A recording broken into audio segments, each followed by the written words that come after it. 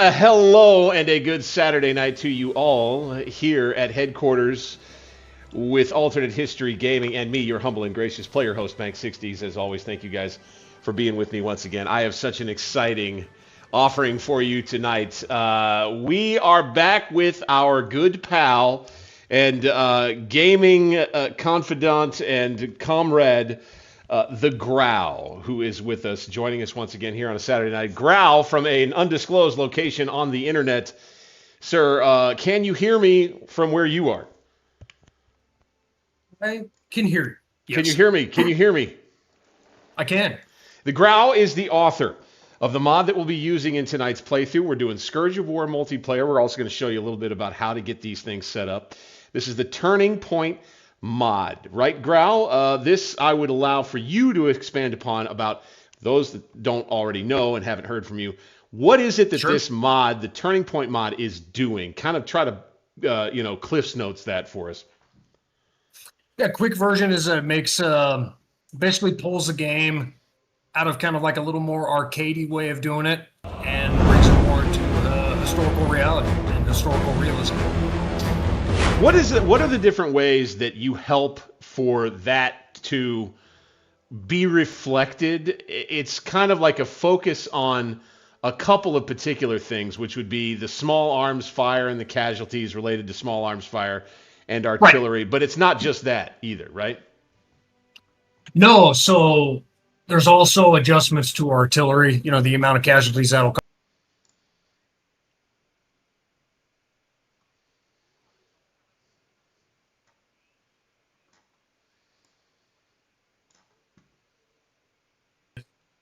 Adjusted for small arms, so you're not going to see these massive casualty numbers anymore. You're going to see something that's far more, aligns with history far more. And things are going to be dangerous, as they were. Mm-hmm. And a big one too is I basically went through all of the unit attribute data and cleaned everything up, made it more realistic. So basically, what we have here is, as far as Scourge of War can take it, an army that fights and operates historically. You also did some work in particular for tonight's playthrough that I think is worth taking a little time and attention. There's a little story in this too. As we were kind of trying to put together what would be a nice, fair, randomized scenario to play between the two of us, because we're going to do PvP tonight, we ran into a little bit of a problem with putting together the orders of battle that we were going to use. And we came up, you get the credit for kind of conjuring up the solution for us. Tell them about what it was that kind of transpired there.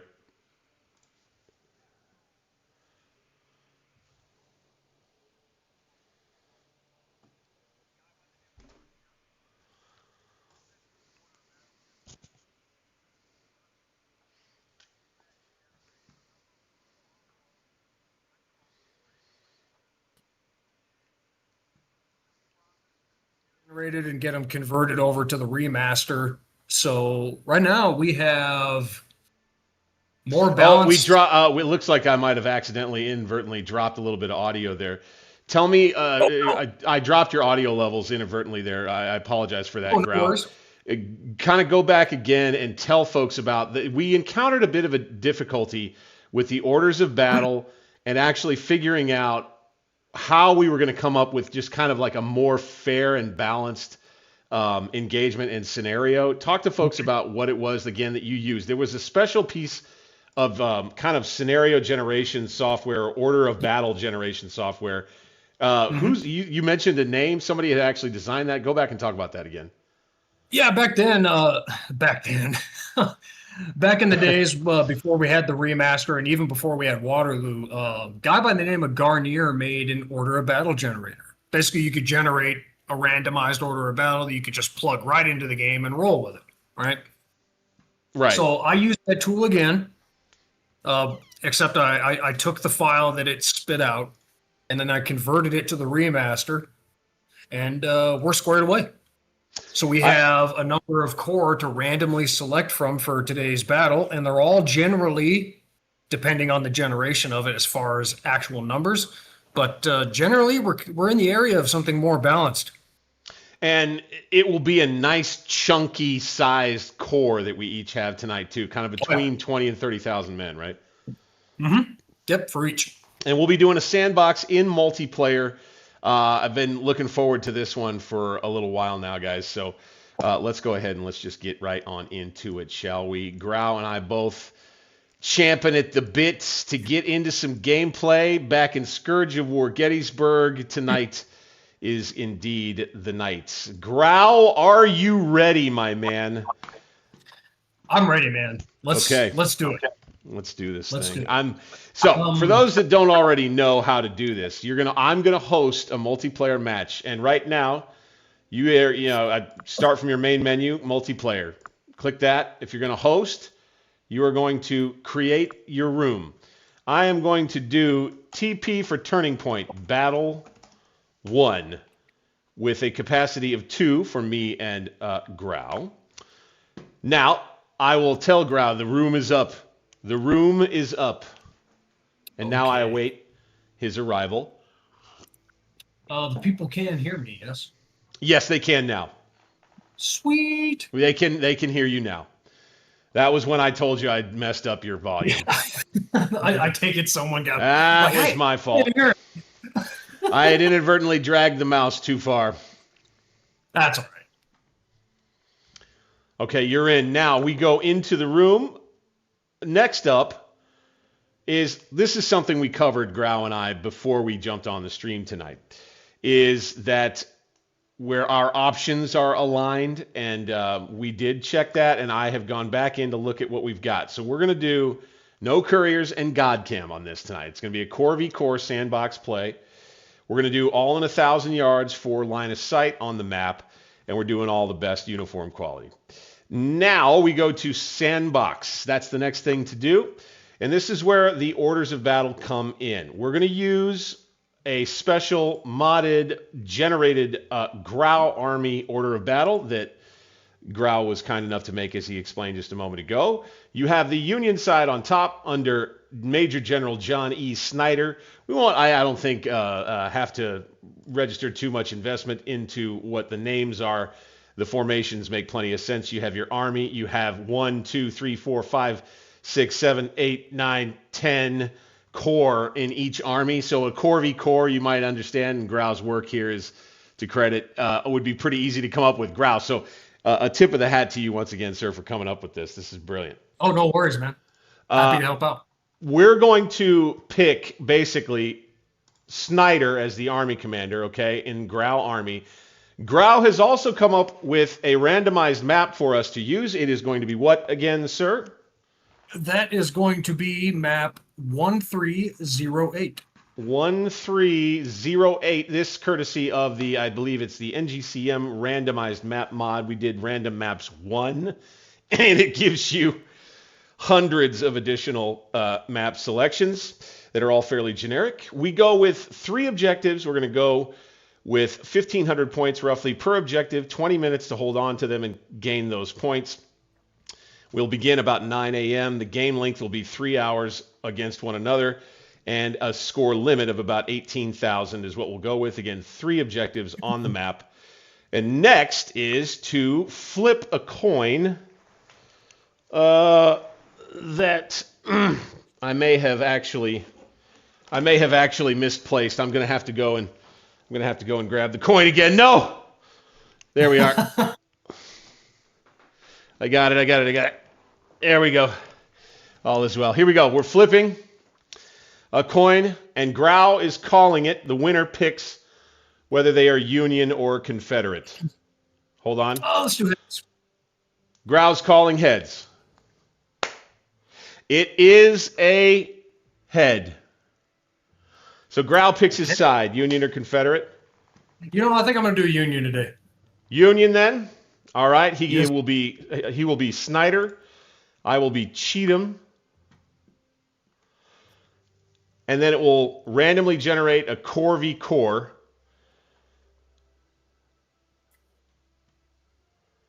Oh, he'll be. Oh, are you supposed to be Snyder? Yeah. No, okay. I'm not. I mean, I'm gonna pick Snyder just to be safe about it. You'll still be able to command your divisions if you're Oh, yeah. him. I'm pretty sure. Oh yeah. All right, so we jump in and we're off. We begin play. This is too fun, man. Call your friends up. Scourge of War multiplayer PvP is live tonight. We're going to allow each other a little bit of time to acquaint ourselves with our orders of battle to start things off. So I'll look over the field and look over what I've got, as will Grau. Now, Yes, one thing sir. I would say, I do lament, now, Grau, if you want to speak on this, you can, but I lament the fact that tonight we will be going with just my point of view. You will only be able to watch the experience from my point of view, and not Grau's, not yet. We haven't figured out how we can do this from both ends and allow you viewers to see this from both perspectives. I see. Oh, nice. Okay, these objectives are much easier to see if you made changes in that way, too, Grau. I appreciate that. That was well done. Yeah.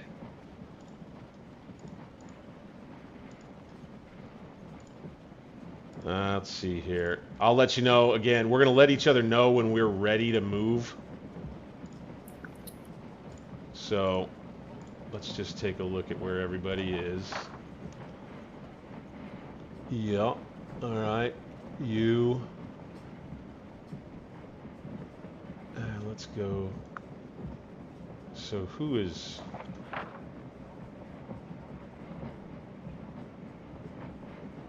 that? Okay. By the way, all of the unit qualities and everything are randomized too, so you're gonna have a mix of some troops in there. That was one thing I wanted to address too, is like how that all, like, was that randomized to unit quality? It was, yes, sir. Okay. So were the unit. So were the weapons that were assigned to each regiment. So. Okay.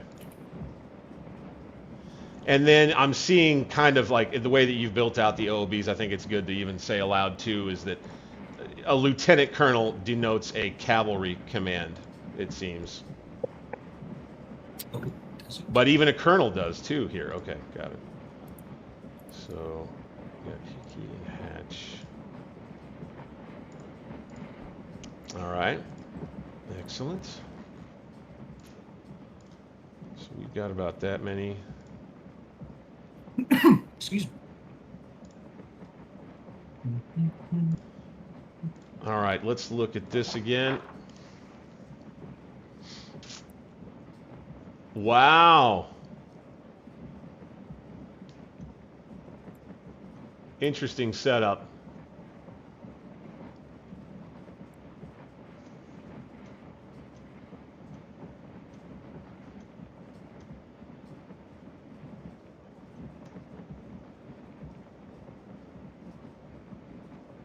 Okay.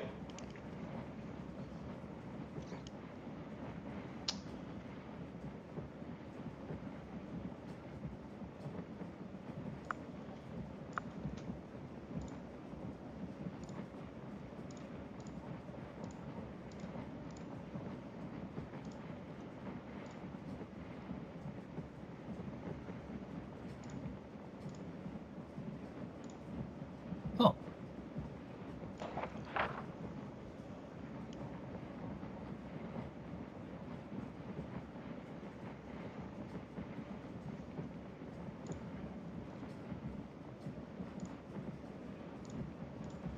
Definitely interesting.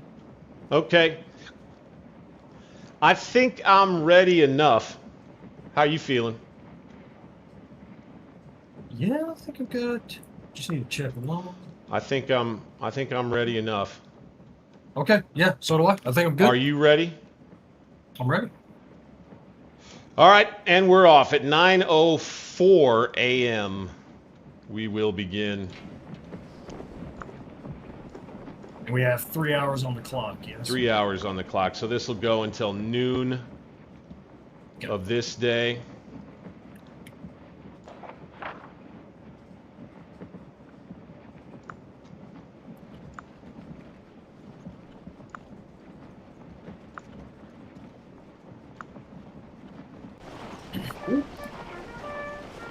button.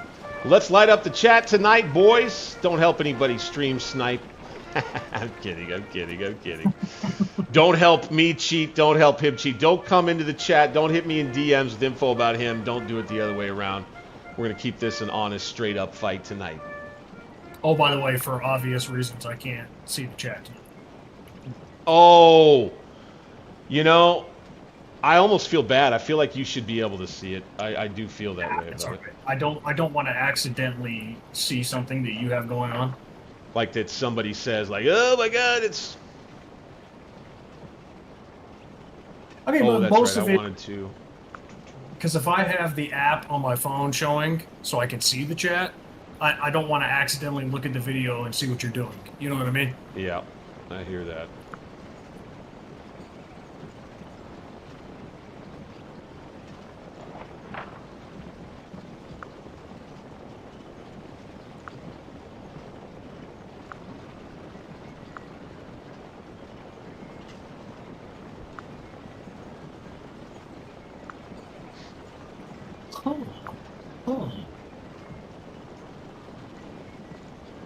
I like, actually, I have not figured out, I swear to God, I have not figured out the command for detaching something.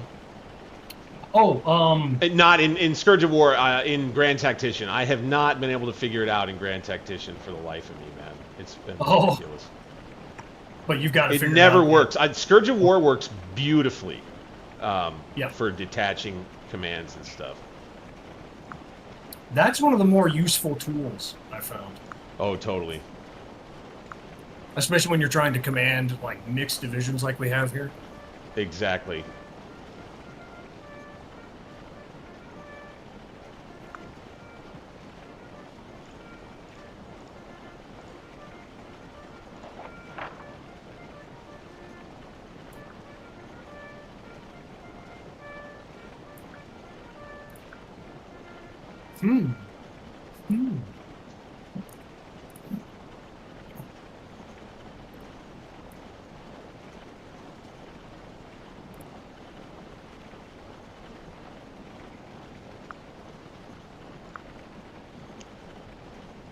Talk to me, brother. How are the good people doing tonight? Doing pretty good. We got about a half dozen in watching tonight. Stoic is the one who's lit up the chat thus far. He was letting us know about the issue with the mic. Oh, got it.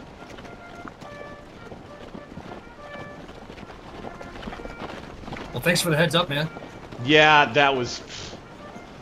I was fiddling with the size of my camera box on the display, and I guess I clicked and dragged both the volume and the box at the same time. You know, technology, right?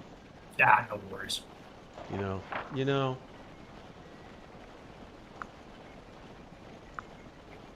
All right, let's take you. This is hard. So this is the part of me, me being a chatterbox like I am. It's like, I normally used to play it solo, commenting on all my moves. Shut up. I hear you, man. Shut up! Like, I'm trying to resist the urge to just start talking. I'm like, well, maybe not do that. Yeah, I'm gonna flank him with these guys.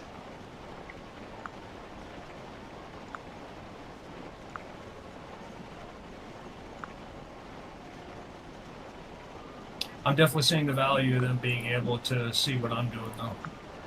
Yeah, if they wanted to, if there ain't much going on with me, then they can see what you're planning on doing. Because they can see me clicking around my command map right now.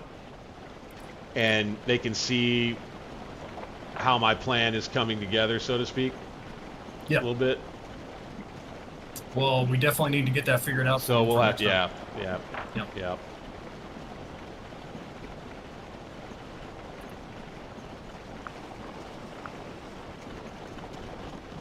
And it might not be quite as talkative tonight, folks. I hope everybody's all right with that. Once we get into battle, though,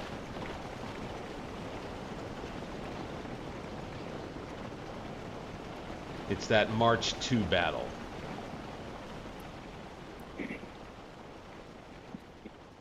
Yeah, it's the interim. That's right.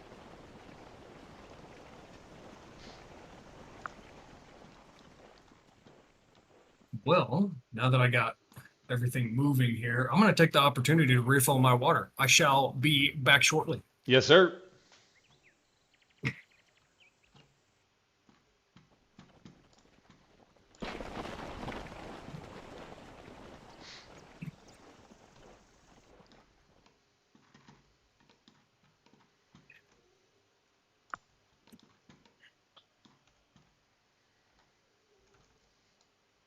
All right. Oh, Bank, we were talking about some stuff earlier you wanted to bring up on the stream.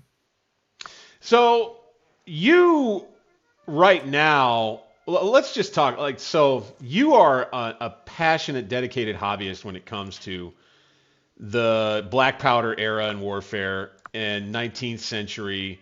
Whether that be, I mean, I think I'd like to start there and just kind of help anybody who's maybe a fan of what I've been doing and who doesn't know you as well to maybe help them understand. Yeah. What you're about when it comes to your love for all this stuff. So talk a little bit about that. Oh, man. I think it's actually probably a big reason why I got into Kriegspiel, I think, is because what it really came down to, man, was that I wanted to understand how these armies operated and how the battles were fought. On the ground understanding, right? Yeah, and I wanted to understand why these battles went the way that they did. And man, when I was younger and I first got into Kriegspiel, I was playing scenarios where I was just a brigade commander, right? So I've gone from bottom to top, basically, through the chain of command on kind of the number and size and scope of forces that I've commanded in Kriegspiel and video games and so on and so forth. And man, the more I got into it, just the more curious I got about things. It got to the point where I was going into exhaustive detail about drill manuals, formations, movement. I started doing research on what officers are on a staff and why, what their role is, how they operate, what their job is. I mean, that's quite a level of interest. Like, I haven't, I would say, evolved the interest I have in detail to that degree. I was the very same as you. There was a point where it's like I took for granted and I took for accepted fact, here's what happened, here's how it happened, and that's the way things were. But I got to the point, I think similar to what you did, of like, but I want to know why, how. Why, Right. How did these guys do that to those guys? How did, how did this division of troops overcome this obstacle to take this position from that unit of troops? Like, how did it all go on the ground, really? Like, all I have ever really known are the stories that have been told about all this stuff. But I wanted to know more and understand it more deeply. I think something that people can appreciate about a guy with your level of devotion to the subject matter is, like, you're looking at trying to break down the logistical chain from, like you talked about, like, freaking officer, quartermasters, logistics people. Dude, you dig into all of that. Oh, yeah. And you incorporate it into what you're doing with Kriegspiel. Am I right? Yeah. Kriegspiel and a lot of other things that I deal with for my hobbies and passions when it comes to the 19th century. And even some aspects the 18th. So, man, I just wanted to, what began as me just wanting to understand became, how do I make the most realistic Kriegspiel that I can? and how do I make the things that I do as well when it comes to this hobby, how do I make it as accurate and realistic as I can? Mm-hmm. And like for logistics, for example, it got to the point where I looked up the carrying capacity of a wagon, right? Right. What its carrying capacity was in different road and terrain conditions, to come to averages and so on and so forth. How much, and what it really allowed me to do was basically take any order of battle that I can find that has strength numbers on it, go through there, and put together a wagon train for it for a given scenario or what have you. Mm-hmm. And that was a really cool study because you start to understand why, for example, in the Overland campaign, Grant's supply train was 24 miles long. Exactly. I think that's the beauty of what you're driving at with what you're putting together, which I want to get more into here, is you have gone to the effort of essentially building a whole world, a whole history and a whole world with competing factions and warring factions. And it's built in like the 19th century black powder era style. Is that right? Yeah, basically. Yeah. So you're putting together both a Kriegspiel war game in conjunction with a published work that you're working on right now. Is that right? Yeah. So, yeah, the Kriegspiel, which Bank here has kindly agreed to play as one of the players in. My pleasure. It's a Kriegspiel scenario that is based off of the major battle in the novel that I'm working on. And essentially, you're doing one battle, or is this more of like a campaign? Nope, just the one battle.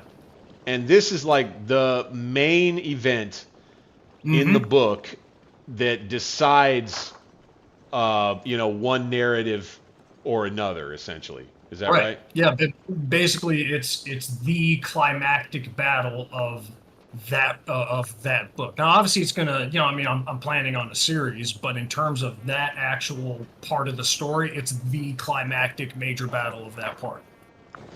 And talk about the world. Talk about the backstory a little bit, so that those out there interested in kind of like you have really established some lore here that I think is worth highlighting. Yeah, and that's where a lot of my research came from. Because it got to the point in my hobby and understanding of the 19th century that I was like, oh, you know what I can do? I can write a story off of this. You know what I mean? Right. No, I totally relate to that.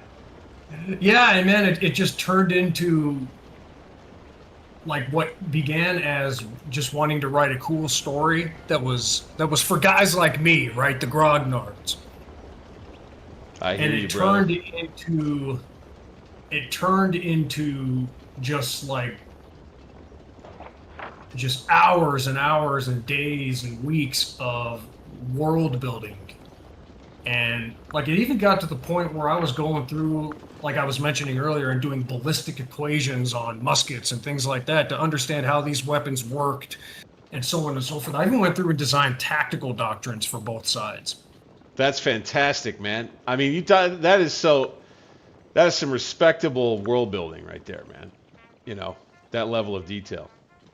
Well, the main point was for it to be believable for anybody that comes in. I mean, like even if you're not like an expert on the 19th or even if you're not an expert on the 19th century, I still wanted it to be based in believable reality. Like where if something like this were to happen, like if it had really happened in something like the 19th century, how it happens and why makes sense.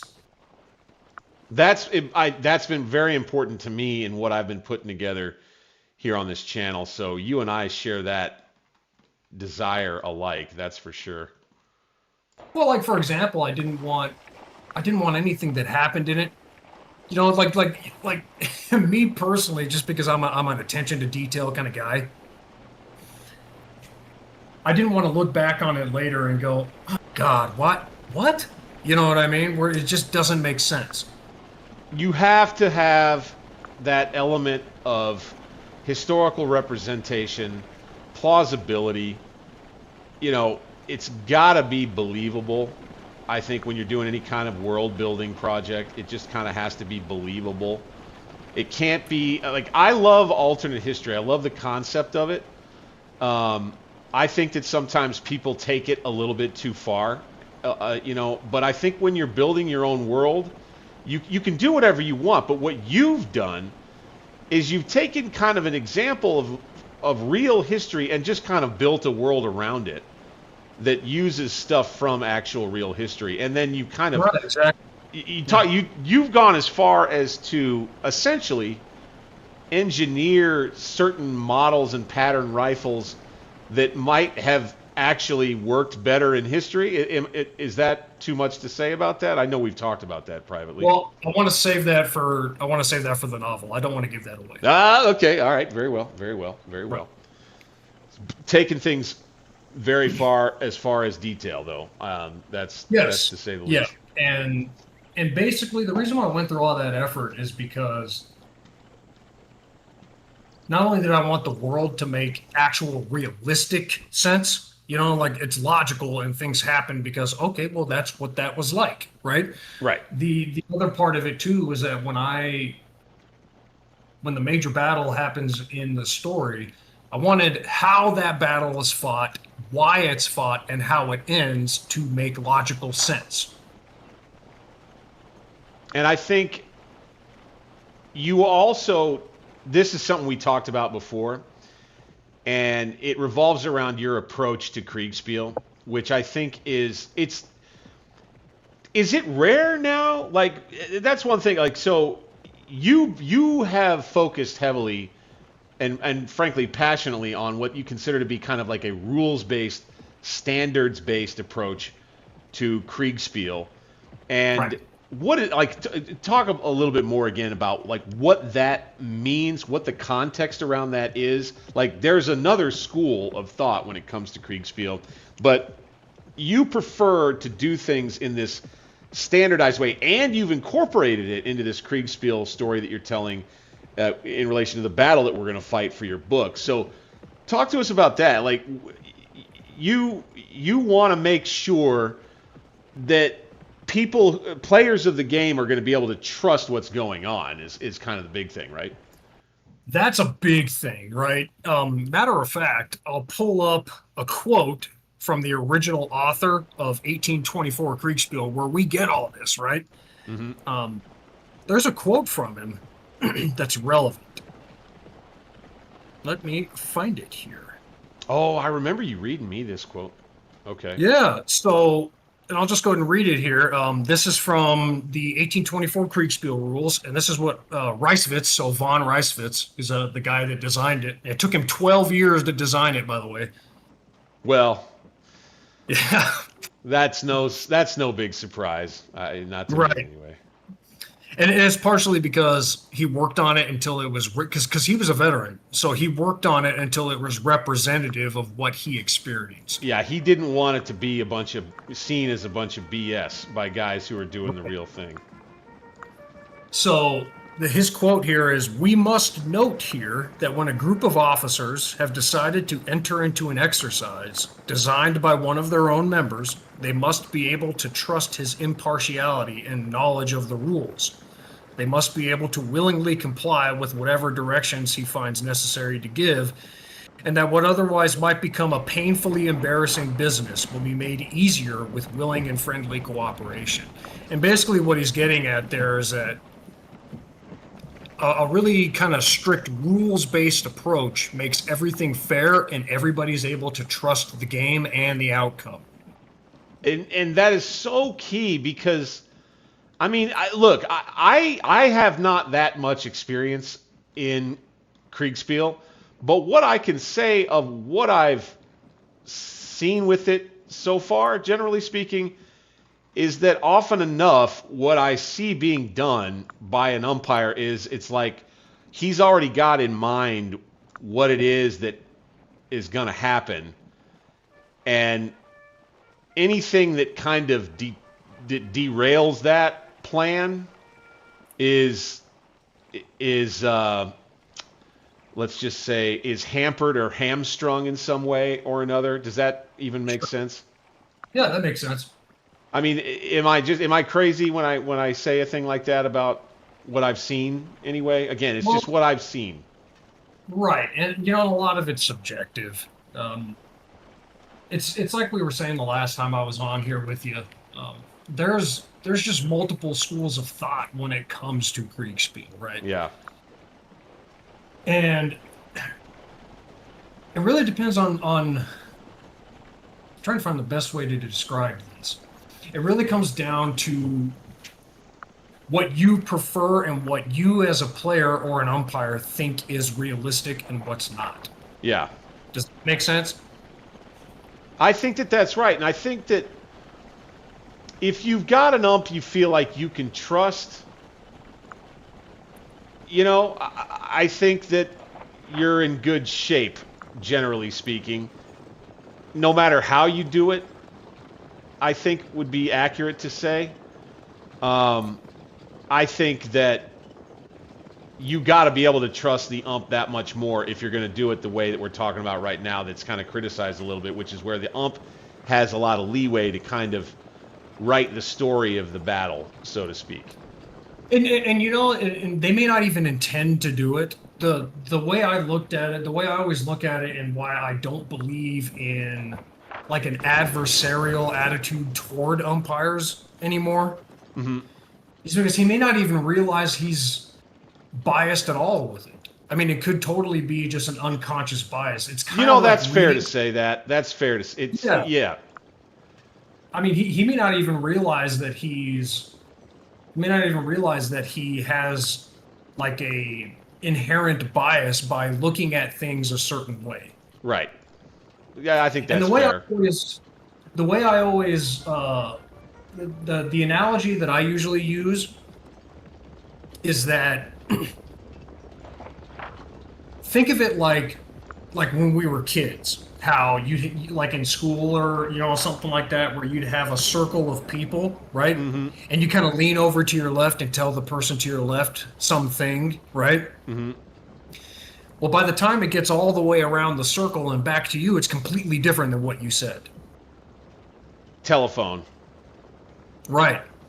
So the reason why I use that analogy is because it's a really good description for how people's different worldviews and different points of view change something. Perception is reality, sort of a thing. Right. Yeah, kind of in a way. Yeah. So the way a given umpire looks at a situation is different than that umpire over there, or what have you. Right. Right. And again, it's just as simple as he looks at this situation this way, but this guy over here looks at it this way, and they're different. You could have the exact same situation that's modified and ruled by two different umpires, two completely different ways. And I think that that's probably, at the end of the day, I think that's probably a good thing. I think adding variability is, I think, certainly better than taking it away. And maybe somebody would argue that a standardized approach limits the opportunities for creative solutions. But then again, there's an argument to be said that an umpire who's got things set in his mind about how things should go and has approached things from like a game master's perspective also limits creative options as far as how the battle could go. Well, one could also argue that approach kind of makes it almost like a predetermined result. Yeah. Yeah. And that's what I think the main criticism of it is and would be and should be generally. Sure. And I think it's fair. And that's why I mentioned so heavily that it's so subjective. Like it's one of those things where like even you and I will disagree on a couple of those things, right? Sure. So so much of it is, well, how do you look at it? Right. Do you think that's realistic or not? Do you think that's acceptable or not? Right? Right. Yeah, it just so happens that I prefer my Kriegspiel to be like Reisfitz's original way of looking at it. And Reisfitz preferred, for his own reasons, he preferred a strict rules-based approach. And I have to say, I just think that my level of confidence, I think I would say that I would prefer that approach myself. My level of confidence would just kind of go up in terms of how much I can trust what's being done and what's going on. You know what I'm saying? Right, and that's the real goal of a stricter approach. The main goal of that is to make everything standardized, equally applied, with as little bias, conscious or otherwise, going either direction. Yeah.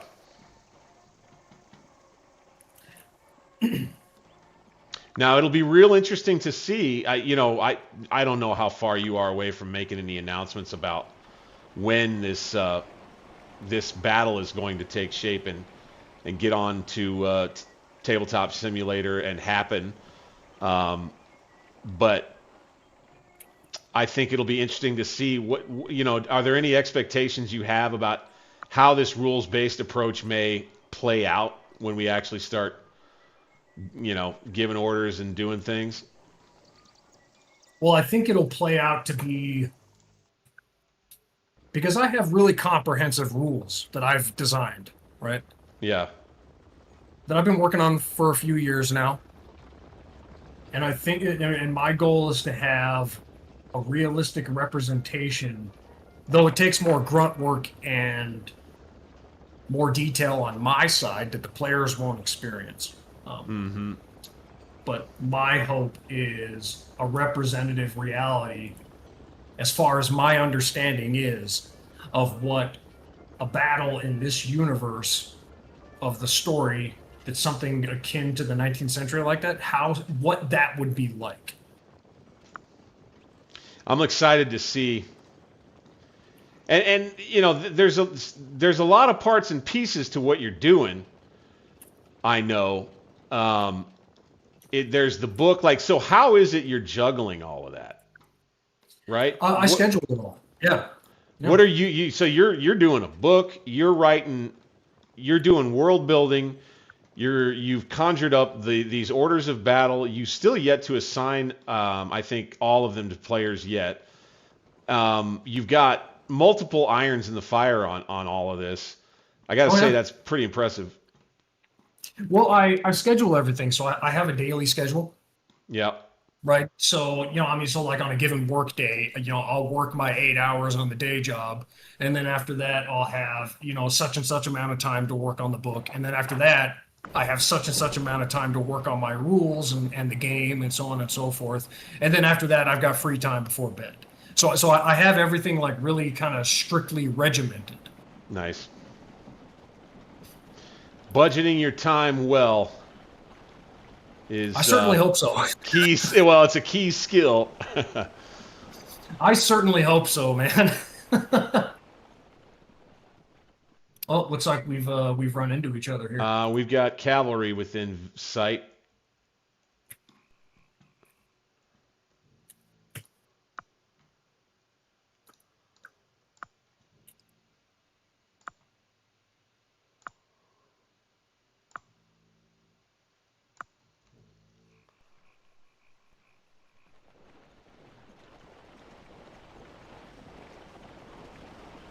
Bring it on, Bank. Let's see what you got.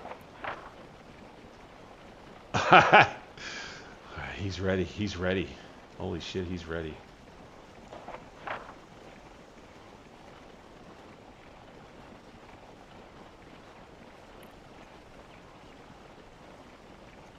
Okay. Okay, I like the way we got things set here. Just about. He's ready.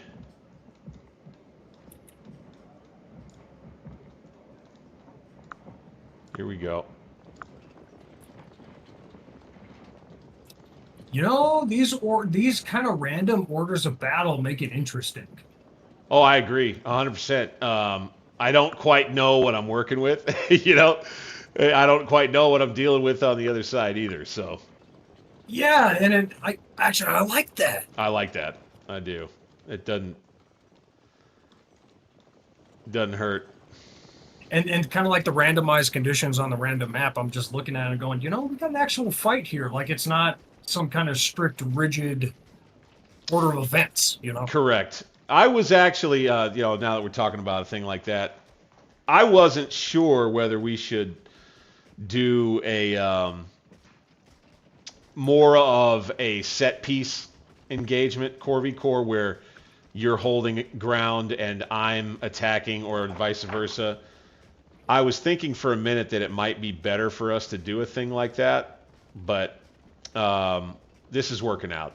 This is so much more, you know, organic, I would say, and true to life about how operations like this, you know, two forces enter an operation zone and go find each other and get to the business, you know. Oh yeah. Well, we've got a natural progression for an engagement here. Here we go. Okay, these boys. You come here. You know what? I'm cool with this setup, Bank. Whenever you want, brother. Hey, all right. I like where your head's at, sir. Are we gonna be able to fire at you? Oh my gosh, what are these guys shooting with? They should have. What do they got? These cavalrymen. Oh no, they've got. Yeah, a lot of them should have the sharps or something. You know what I mean? Oh, the Burnside carbine looks like. Oh, that janky thing. The old Burnside carbine. That thing was a mess, dude.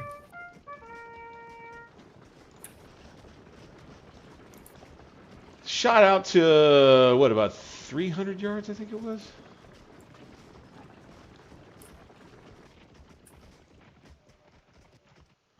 So I would say that we might have a good idea about where things are going to be for this one.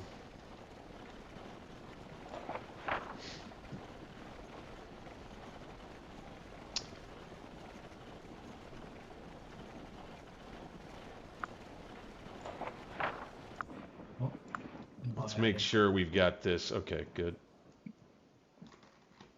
Oh, oops.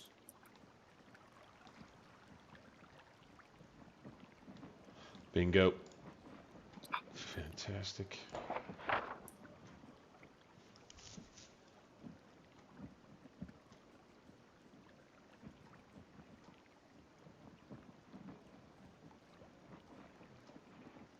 All right. Man, oh man. All right.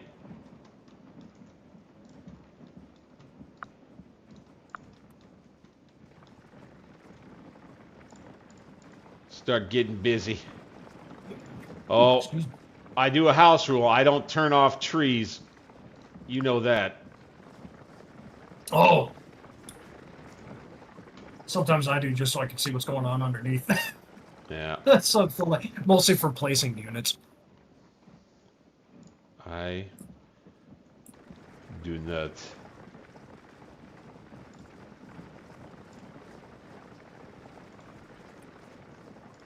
You, and you. I like your style, though. That's something I do not negotiate for myself.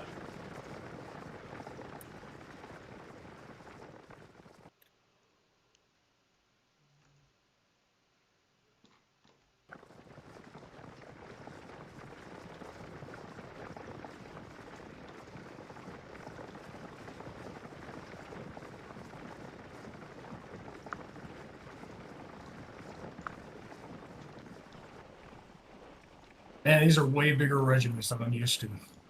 I know, right?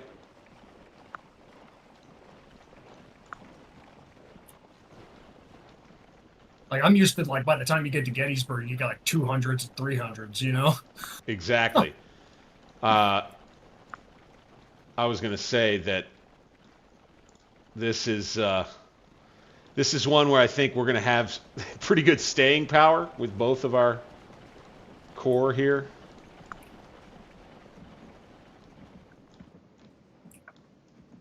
Okay, let's see what we got. Oh, did you run off? Punk. Oh, you lost track of me. Ha ha ha.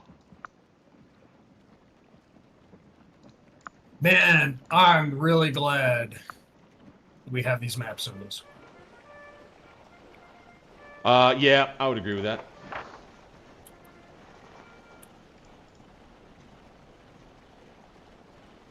So much easier to understand what's happening.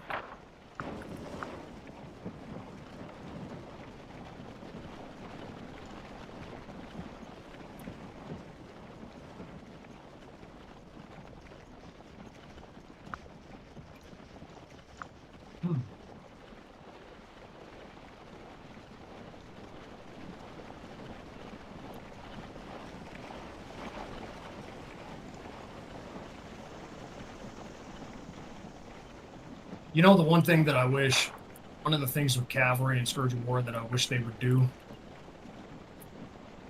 What's that? Is decreasing the size of your unit strength when you dismount your cavalry.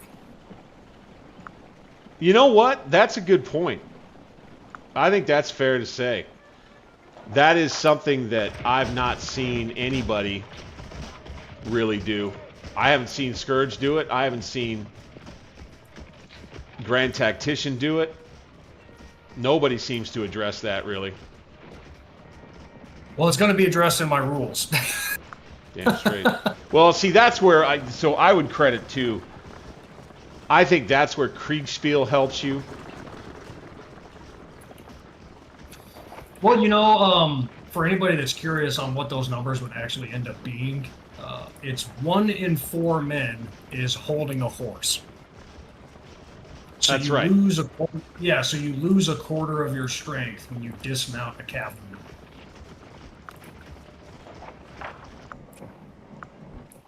I think that would be... I mean, I did that.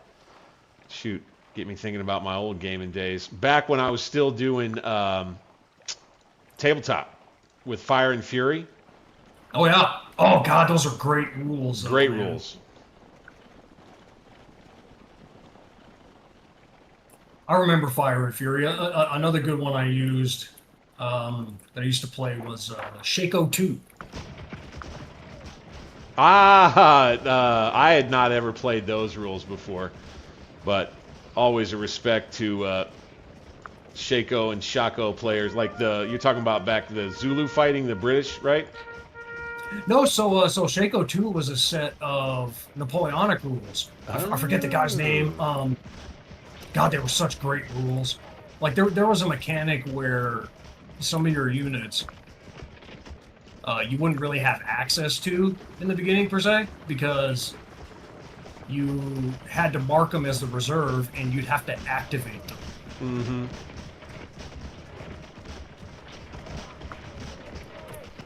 So you didn't have access to all of I your like units. that. I do like that. I think that's a cool approach. And they had like a specific spot on the board that they had to be, and you could never call them up except under like specific conditions. Oh, interesting. I dig that. I think everybody has tried to do, you know, some version of representing that idea that different forces would approach from different disparate angles on the battlefield a lot of the time. Oh, yeah. And it didn't always work real well the way that you would have drawn it up. They just kind of arrived when they did, and then not only that, you had billeted a reserve that was going to be your reserve kind of no matter how things were going, and aren't going to be involved in the battle until, you know, you need the reserve. Yeah, and they were specifically earmarked for that. Right. Yeah.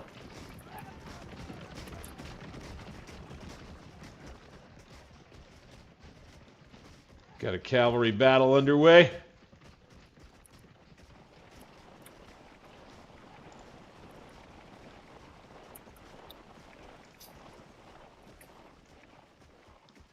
Let's have these come on down to right here.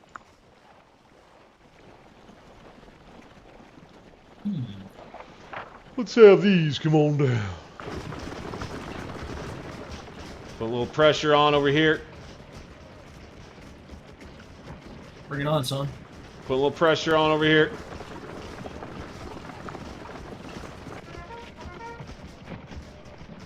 You know, See how we do. I'm really looking forward to the rest of this fight, actually. Oh, buddy.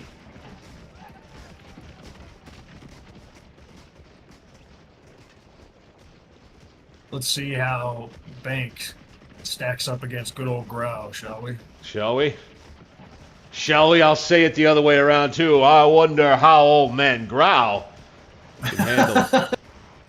can handle this master of the craft. No, I know. I'm kidding, of course.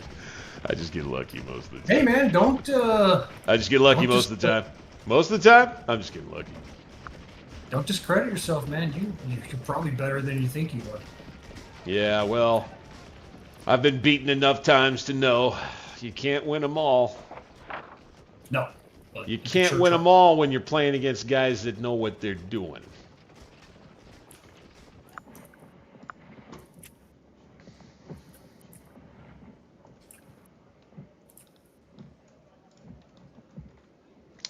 You, sir, you need to come out to here. Very good. You, sir, you need to come out to here. Very good.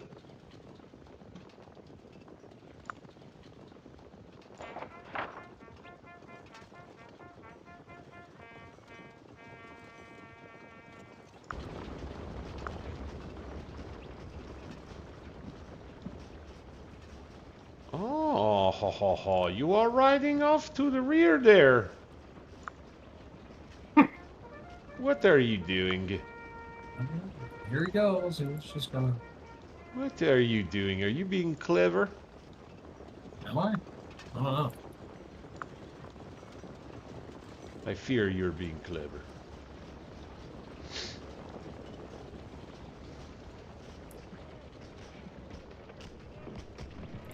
Hey, all right, I managed to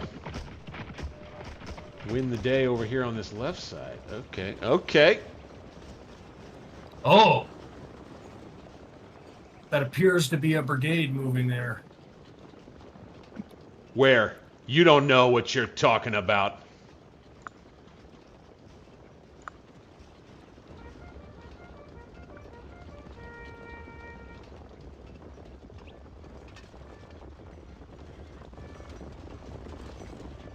There we are.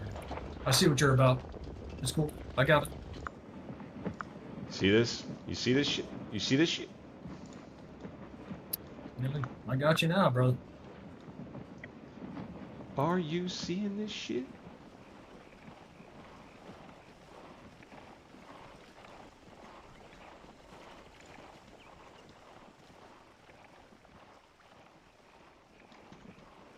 Let's do this. Let's do this.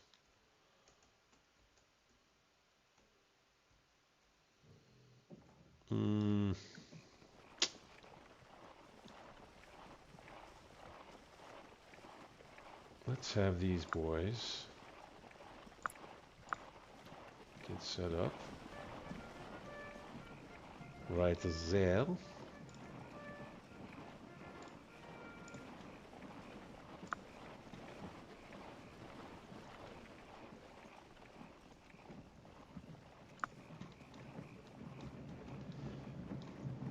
Bunch more cav out there, huh?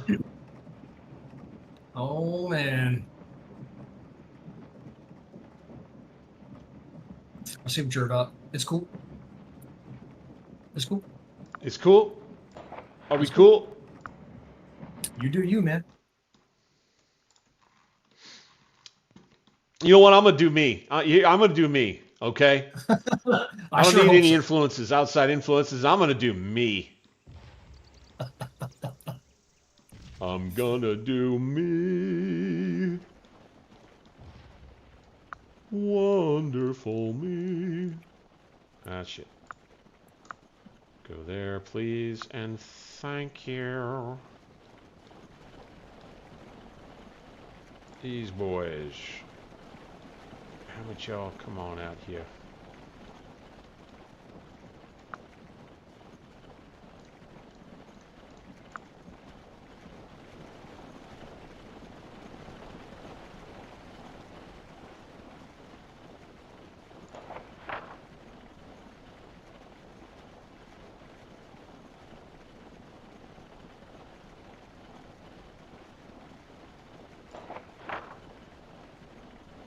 Okay.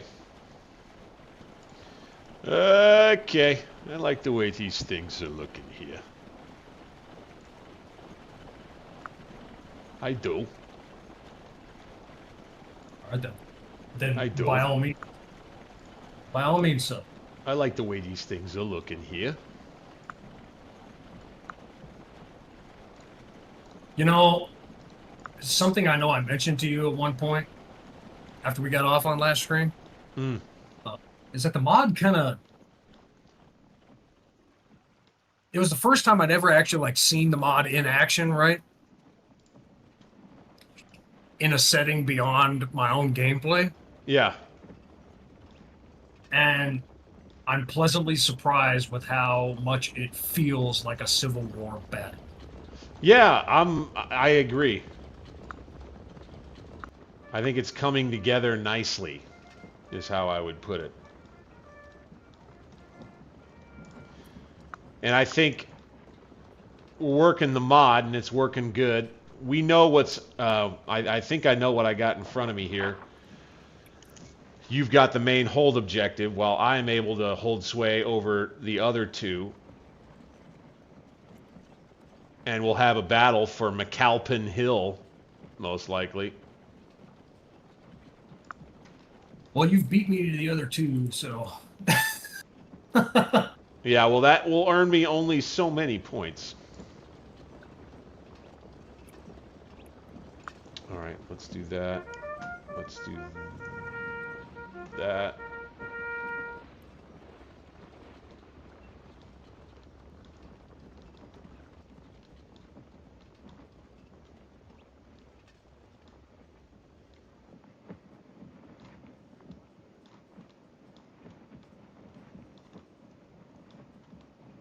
All right. And the question becomes, Survey, what you do now. What will he do?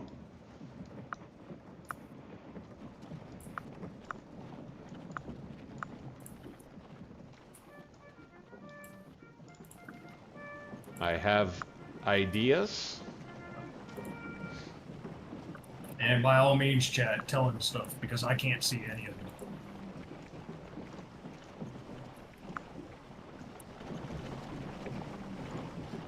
Blink. I would never encourage them to give me any favorable treatment whatsoever. Hey, guns have opened. First official shots. First real shots are fired. Oh, do we got artillery firing now? Oh, check it out. You set up a battery. Okay. 2 batteries. No, never mind. That's skirmishers. Oh, someone's taking some tips from me. Oh. You know, I wouldn't give yourself too much credit. I wouldn't give yourself too much credit. I wouldn't if I were you.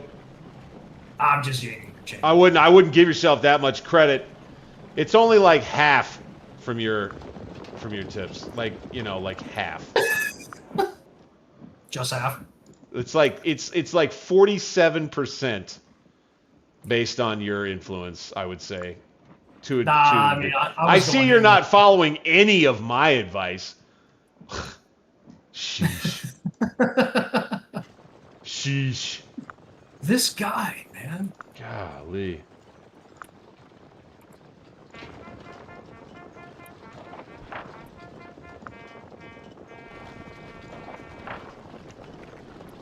Sheesh.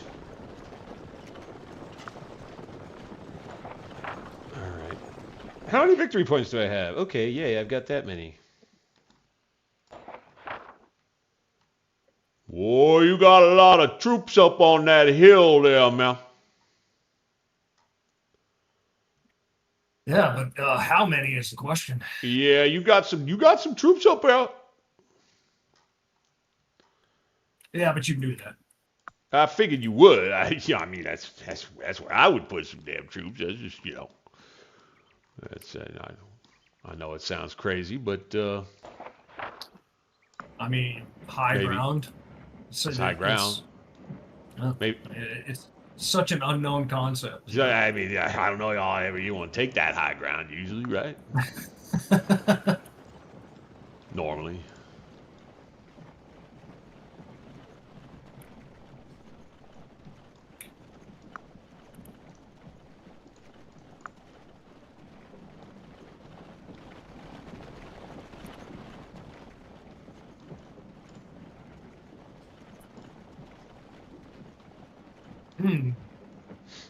Well, all right. We're about 1 hour through it. Well, then you better get to fighting. I got probably 2 hours. Come take that hill, or find another way. Oh, I see a lot of dudes up there. Damn. Okay. Okay.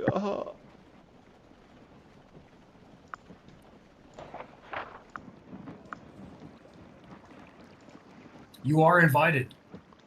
Please. Can I come up there? Hey, dude. Hey. You mind if I come up there and have that hill? We have snacks. You have snacks. Okay, is it hardtack snacks or is it the... No, it's not hardtack. It's not hardtack snacks. Okay, good deal. Appreciate that, man. The locals were kind enough to share delicious treats. Delicious. That's delicious. Well, I tell you what, man. I think, you're correct in some of what you're saying about how time is a wasting, so to speak here. So you're gonna, if for no other reason, then the people will demand it. So yeah, they're gonna be like, you better get going, or I'm tuning out. That, and I think they just want to see a climactic engagement. I can promise. They're gonna see something. By God. All right, let's go like that. Let's go with you. Like that.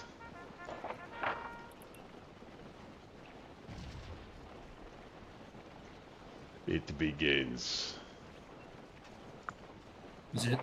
Is it beginning? Is it? It begins. Right. It begins at the beginning. As do all things in the beginning. In the beginning.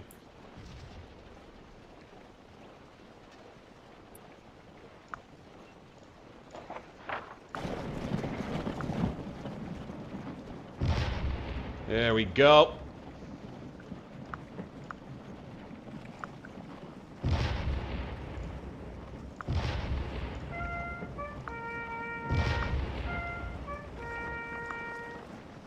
Come on then, sir, if you dare.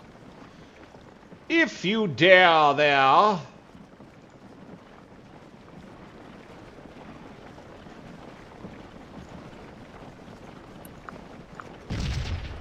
I would say here. We sure will need to probably, maybe, most likely, begin exerting a little bit of the old pressure. On you.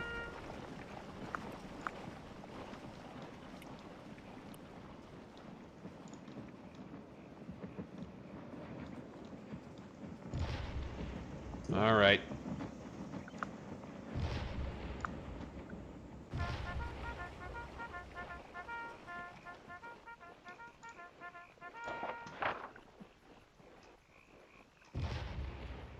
Woo, you got a lot of Yankees up on that hill. That sound. You got a lot of Yankees up there.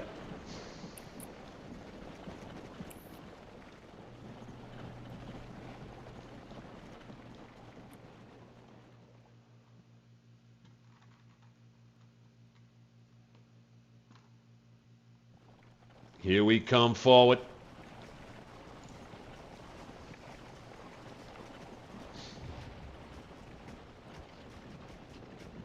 Oh, you brought some skirmishes down the hill, huh? I'm afraid I did. Oh, okay, okay. Well then.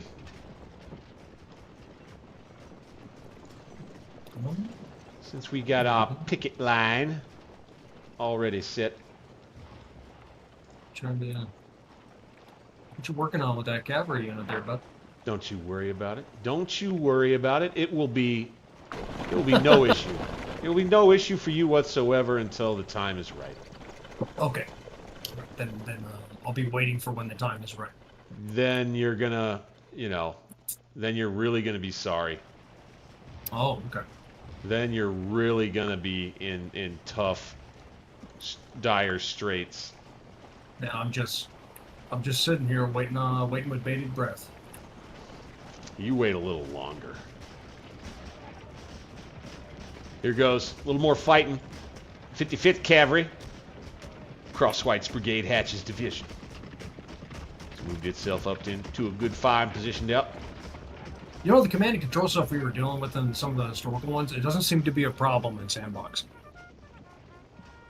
Yeah, I agree. There's something going on with the TC on for a whole set of commanders or units that isn't, that wasn't working for us before with the historical scenarios. So yeah, I don't know exactly what might be going on there with that.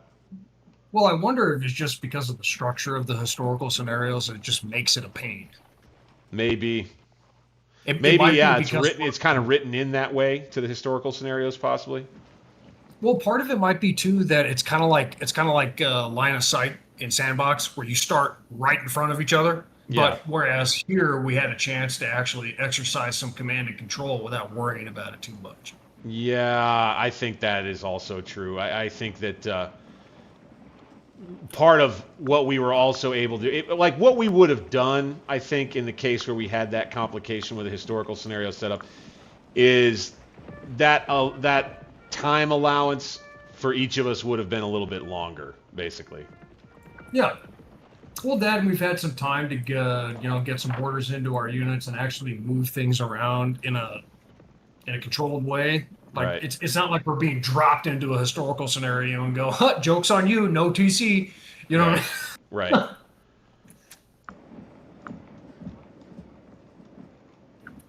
Right. All right. I've got my plan, and we're putting it in action.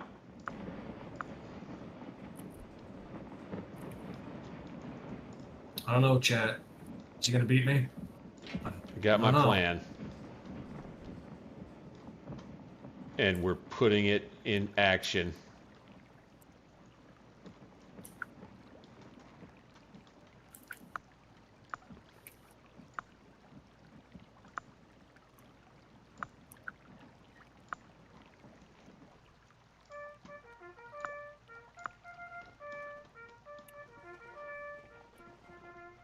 Okay, Rebel lines, advance. I'm seeing that. Here they come. Do not have any shots up onto the hill right now, which is a little bit frustrating. Can't see anything up there, damn it. Am I in the woodlands? Oh no. You know, it'd be better if you just come on down off that hill. What do you think about that? What do you think about that? Fight like a man, right? What do you think about doing that? That'd be something. That'd be something nice. We do have some cannon fire, though. All right, let's go ahead and move out right here.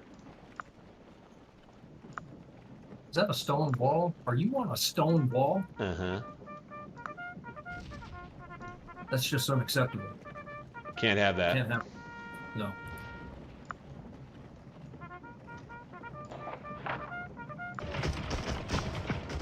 Dim's cavalrymen on that stone wall right there. I do want to credit you for not going right in with the cavalry, though. That's a good call. It's a good call. Oh, I'll come after you now.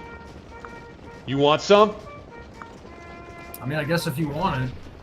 Shoot. Shoot. I'll mount up. Okay, I'm your Huckleberry.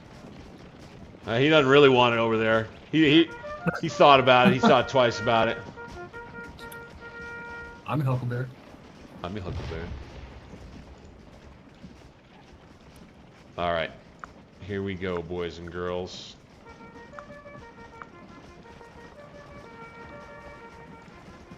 Put this turning point mod to work. Right, yeah, let's see it. I'm actually interested to see how this will pan out. It's kind of like another put it through its paces kind of situation. Yeah, agreed. Yeah. Where things can be changed, improved. I'll be very interested. I think that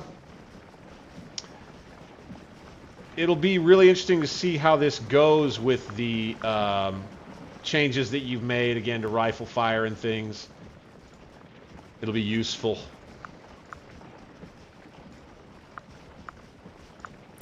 Oh, and, you know, if you wanted to touch on that real quick, those are all based on new source data that I found on a... Ooh, that's right.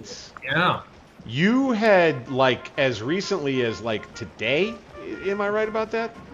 Yeah, so earlier this week I found some new information that had more accuracy and things like that, right? That was from historical data of the Napoleonic Wars. Uh-huh. And I compared that, so I calculated the exact percentages for the Napoleonic Wars. So that's how they're sitting in the turning port mod that I did for Waterloo. Yeah. For this, I derived new accuracy and new casualty rates and things like that for the U.S. Civil War based on that information. And now we've got probably the best I can do on casualties. So that the engine will allow. Put numbers on that if you can. So the casualty rate percentages wise. Yeah. It was believed to be for a long time to be, you know, what, and then what, and what had you incorporated in the mod before, and how is it now? So before I had it sitting at about, I don't know, about 5% in both mods, and then the new data, the new information dropped the Napoleonic casualty rates to 3.12% exact. Yeah. Okay. And then extrapolating all that for the U.S. Civil War and the weapons, it's 4.048% right now for the turning point mod in the Civil War. Okay. Yep. And that has to do, those changes for the Civil War era have to do, or for the mod, Civil War mod, have to do with the improved guns. Is that right? Pretty much? Yeah, basically. I mean, there's a lot of like ballistic math that goes into it, and not so much that I'm really getting into the nitty gritty, only that a conical bullet versus a round musket ball behaves differently in flight. So so think of it like a shotgun, right? Where you have a tighter pattern for the conical bullet than you do the round ball, which is why the percentage is slightly higher. Got it. That makes sense. And of course, these guys back then, they weren't trained marksmanship training. So it's basically point and shoot for them. Mm-hmm. But because you're using a rifle musket with different behavior characteristics, you have a different hit.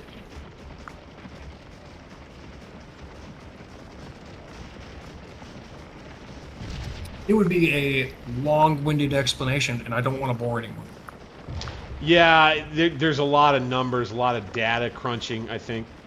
Oh, yeah. And it's one of those things that it's heady, it's weighty. Yeah. But it will suffice to say that in the in the background, I've done a lot of math and number crunching. That's correct.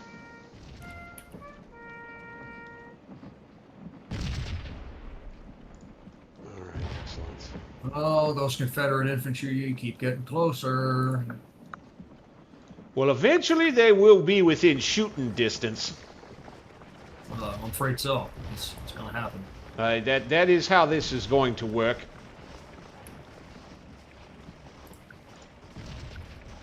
Oh, they got themselves back out of skirmish. That's funny. Oopsie. Wrong command. Come on up here.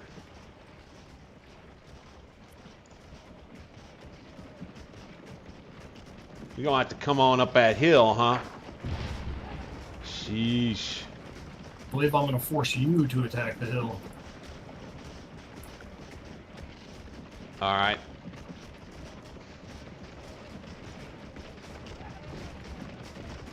Oh, did I lose you there, Bank? You still I'm there here. with me? I'm here. I'm here. Can you hear me? Yeah, I can hear you. Okay. It's just that your voice cut out a little bit, so I wanted to make sure I No. didn't drop or. No, no, not at this point, please, God. See, now we're starting to get kicked off, aren't we? Ooh, here we go. Now it's happening. Now it's happening, bro. Yep.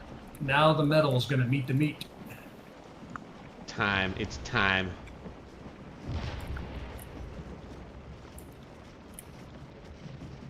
The formations are up.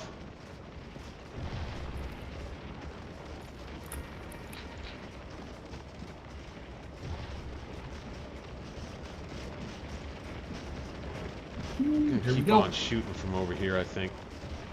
It's a bad spot. I think you might have the better of me in casualties right now.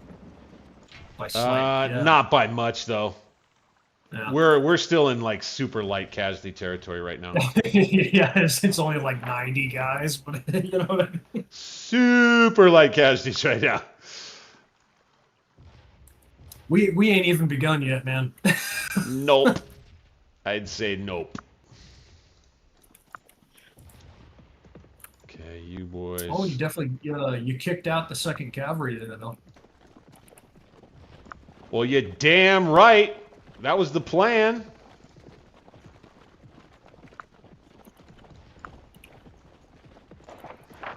Know what I'm saying? You know what I'm saying. They did not like that position at all. You know, I don't blame them.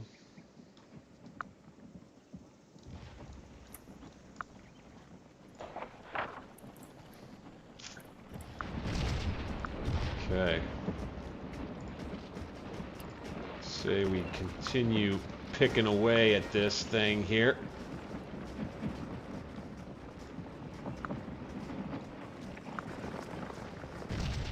Keep on picking away at it.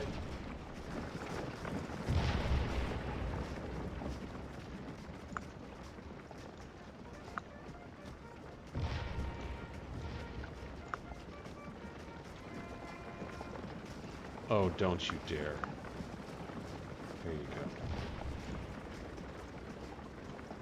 Sometimes the units really want to go a roundabout way in order to get... Yeah, that's a pathfinding thing, yeah. Pathfinding thing. It gets to be a tad bit aggravating. Can I get through it? Or, I don't know. You know. Nope. Oh, shit. Okay, nope. Can't get through Nope, there. Let's go all the way around. Not just a little bit. Not like through a hole in the units. No, we're going to go all the way. I mean, the passing of the lines, drill movement, that doesn't exist. You know, who wants that anyway? Yeah. It's like it's barely even freaking realistic.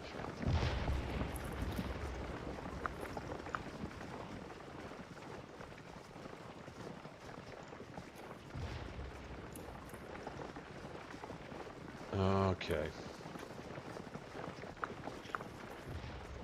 So let's have you come on out here like this. Just like so. What are you waiting on, man? Let's go. Make the assault. Hey, hey, we gotta set it up.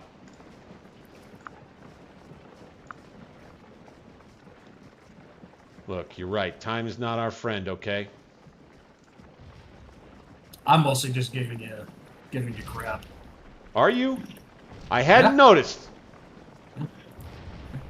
So I'm just like, dude. Dude, hurting your ass. All right, here we go. Like, got to come up the hill on the attack, just like we like.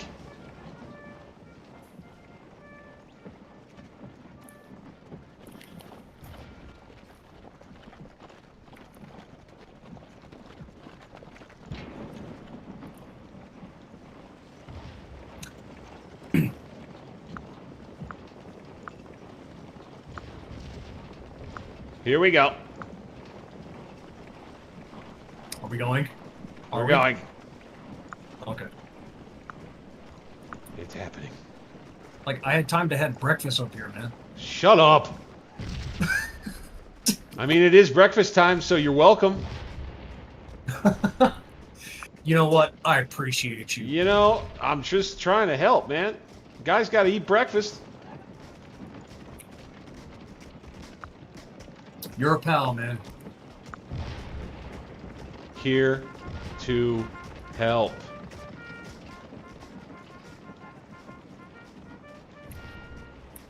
All right, let's keep picking up through here then. He's a good man, everybody. He's a good man. Always here to help.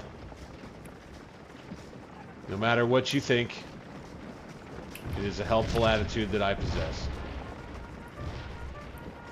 All right, we got ourselves a real engagement here. Has certainly been my observation, sir. Did we have a real engagement? Or No, that I like to help? That you're a helpful person. That I'm a helpful guy? Thanks for noticing. Thank you for noticing, man. Appreciate you. Anytime, brother. I want to be noted for my ability to help out in situations, you know? It is noted. Because, like I said, I'm a freaking helpful guy. God, I'm actually really excited for this. Oh, let's go! Come on up the hill, boys! Well, the first rebel skirmishers coming up the mountain. Here we go. Okay. Oh, you got a good grouping there, too. Ooh. All right. Let's get these guns. Stop messing around with these guns. Let's go right here. Let's go right there. Let's go right here. Bingo. Boom, pow. Bingo.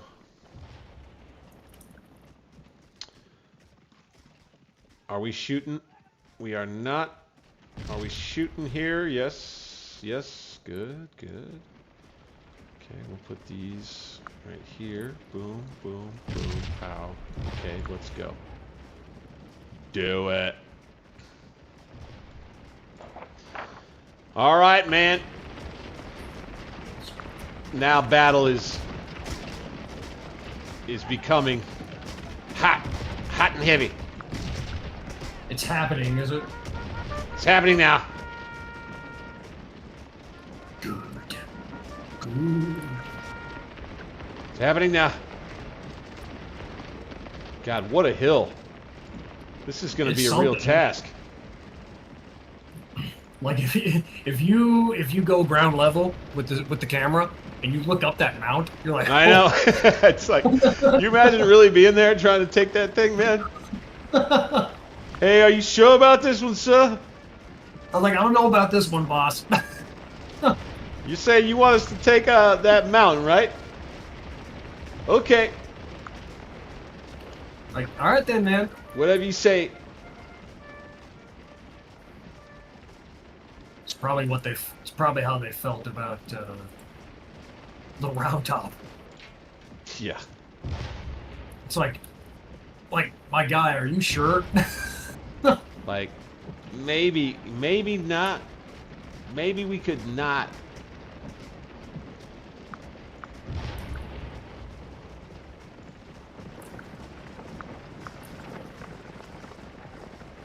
What's that phrase? Ours is not to wonder why. Ours is but to do or die. Exactly.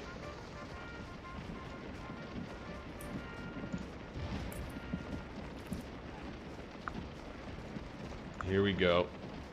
Fall what?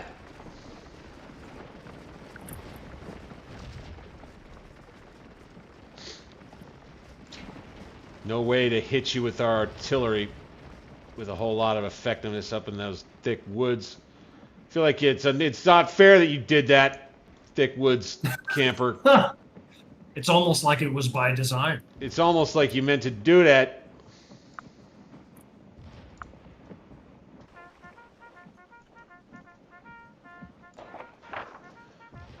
All right.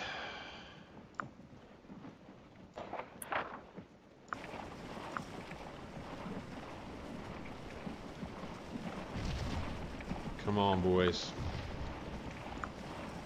Come on, boys.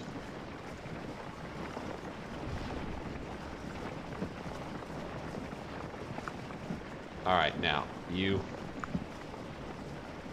It's time. You. Boom.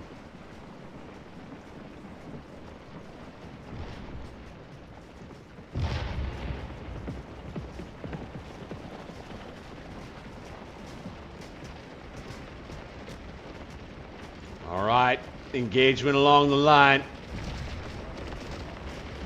Wait. Oh, it's what, 2 brigades right there in front of me right now? Sure is.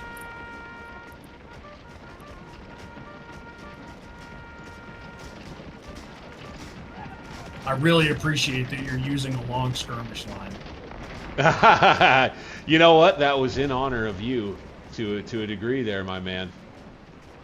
I mean, shoot, I wouldn't go fighting up this hill in real life without a damn skirmish line. Oh, not in those woods. Would you? No way. No. Never gonna happen. That would not be a way to go. Just in general there.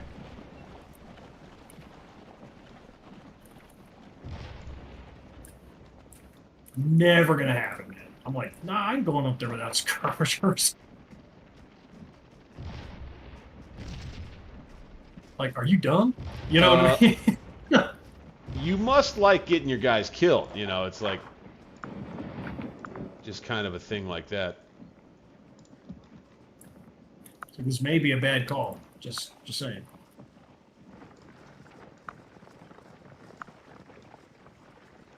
And here we go. Trying to get more artillery up. Dadgummit.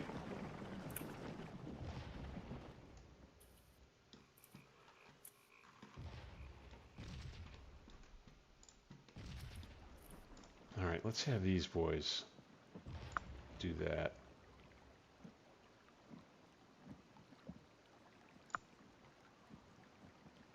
Yep. Let's have these do the same. Oh, here comes the main battle line of the 46th Georgia. Coming at you. Here we go.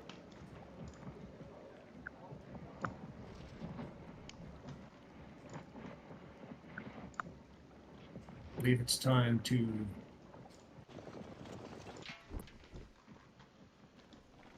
All right.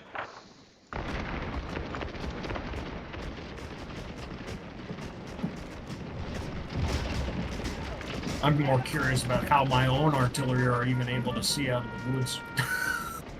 You know, I was gonna say something about that. I feel like... Oh, I don't know. They've got a little bit of a gap if you go. I'm not sure yours are able to see me to shoot at all right now. I'm not sure. Well, I've got, okay, one gun. No, okay, so like one or two of the guns are able to see.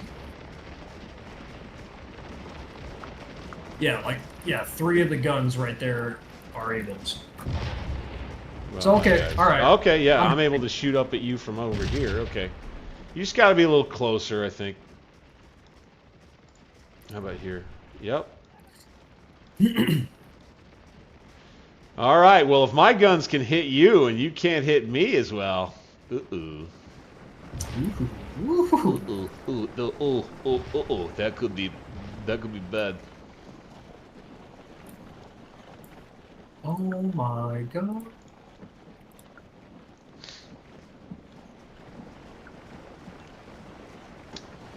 All right. Meat cutter's in. Oh! Meat sweet. cutter, welcome in. Favorite. Always happy to see Cutter. Cutter.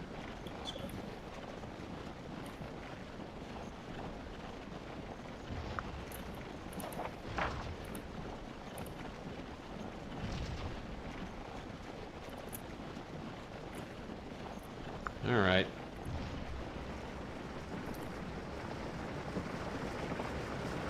Yep. All right. Okay.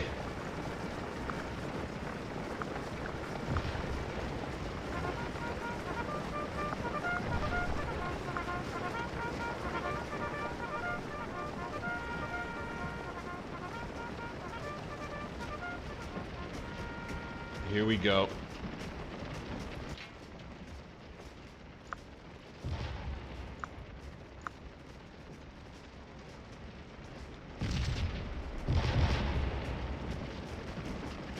Gorgeous.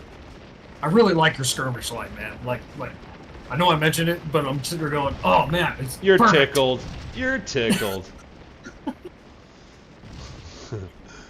I mean, I might have been thinking of you when I put it together, because I know, Okay. I know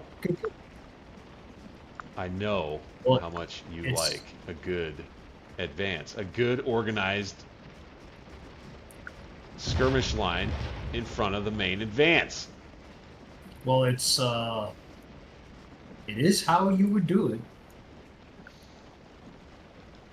Now, I would say if you wanted to achieve an element of surprise with an overwhelming number of troops, you might do it differently. Well, it depends on the terrain. Because of the Yeah. way kind of Scourge of War's system works with that kind of stuff, we can see things that the actual units wouldn't be able to. Right. So, actually, you putting out a skirmish line like that, and my own skirmish line, actually prevents us from knowing what's ahead of each other.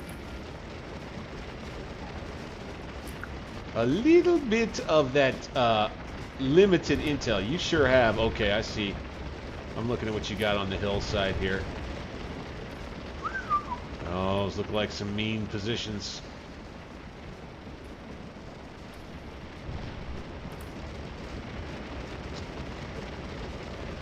I will tell you that the AI is responsible for a fair bit of these skirmishers, believe it or Is not. it? Yeah. You know, it must be a sandbox AI feature, because I don't see that in the historical scenarios. I do. I've seen the AI do a good job using skirmishers in the historical scenarios once or twice before. Oh, okay. Believe it or not. All right. You know, I wonder if it's got something to do with whether or not a given scenario has TC turned on for a given officer or a given unit. Yeah, I wonder about that. Yeah, we're going to continue, Cutter. We're going to continue doing these fights. Grau talking about that earlier. We have OOBs for weeks. We have OOBs for days. We got OOBs for months.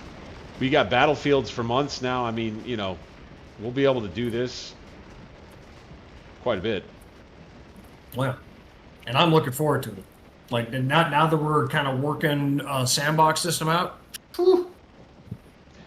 I think it's gonna be pretty fun, dude. Let's do this. Let's do this. Let's keep that the way it is.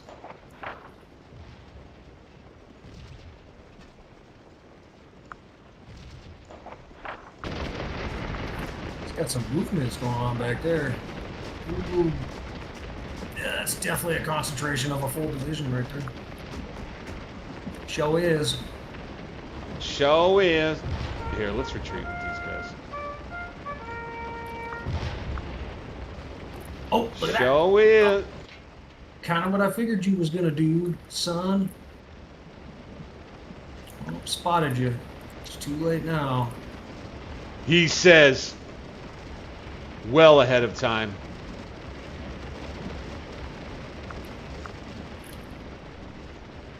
I like your confidence. I do. But I don't know, man. I mean, like, I don't know what your plan is. I don't even know if I made the right strategic call. So, well, I mean, it certainly seemed that way at the beginning. I'm like, oh, look, a hill, you know? well, yeah, a hill with a victory location on it. Right. Gee, I wonder what we should do with that. And it's not even just a hill. It's like a fucking mountain. Yeah.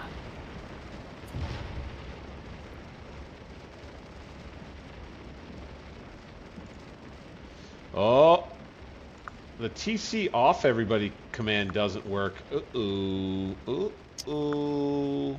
Yeah, I figured that out early on, like we were running into, and so I've been taking the time. Uh-huh.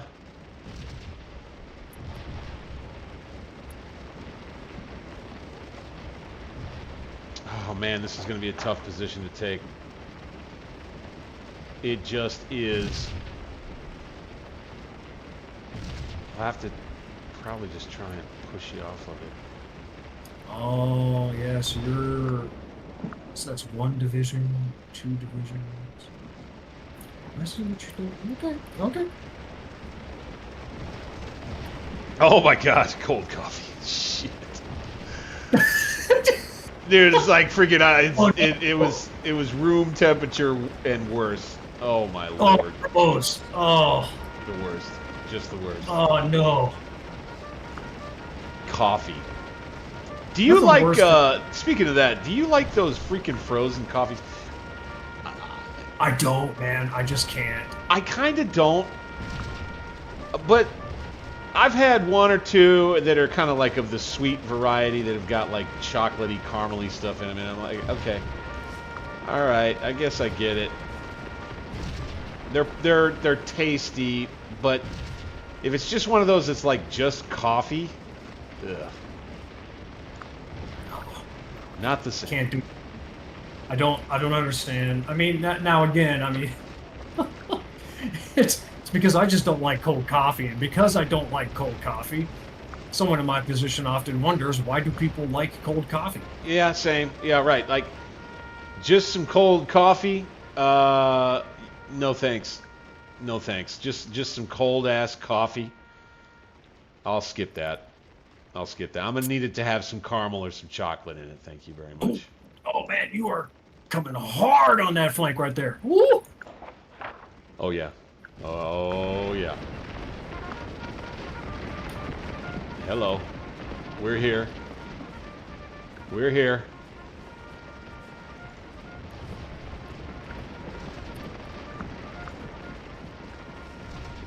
You are not messing around with this one. Okay. Come on. Move up.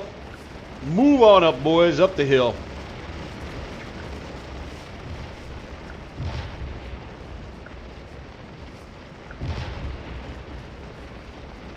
Where are you guys going? No, get back. Get back.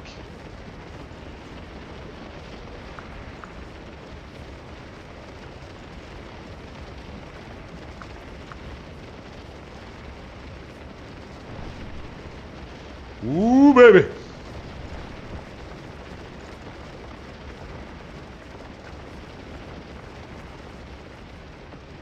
All right. I think we'll be looking pretty good.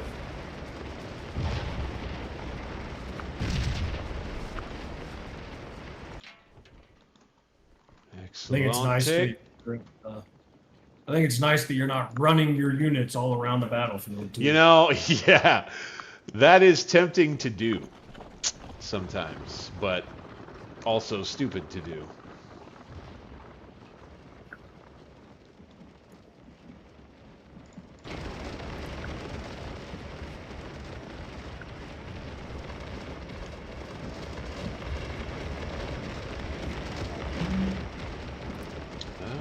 Okay.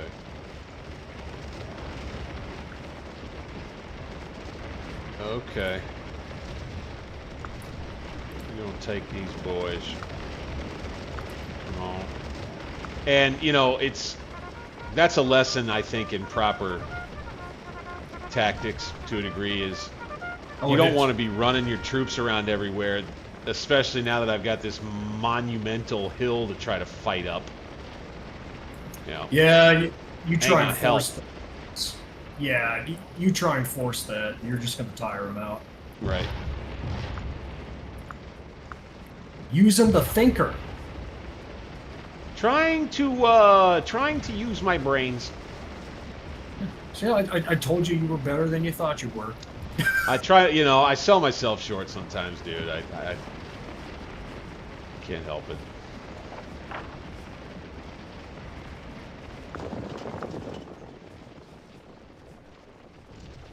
Let's go over here with these boys.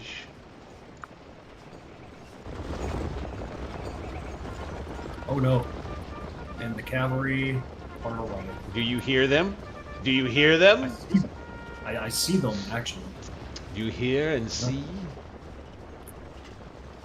Okay, we need to go boom, and we need to go boom. See how that works. And the volleys have begun. Yes, sir. I'm gonna need to go pick up a beer in the fridge. Might miss a little bit of the action, but by God, I'll be back. Hey, no worries. Don't do too much clever stuff while I'm gone, will you? Take it easy on me. Okay, I'm gonna be getting up, not yet, but right about now. Run. Not yet. You better run. Not yet. All right, now, here we go. It's beer 30. I'll be right back.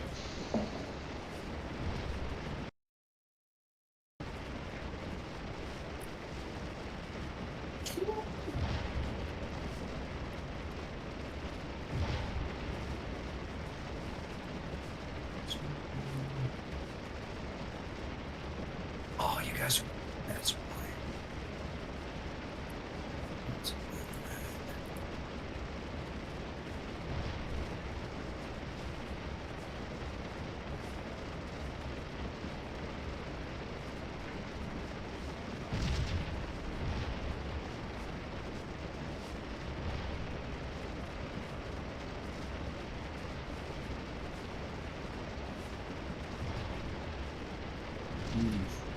Ooh, I don't know, chat.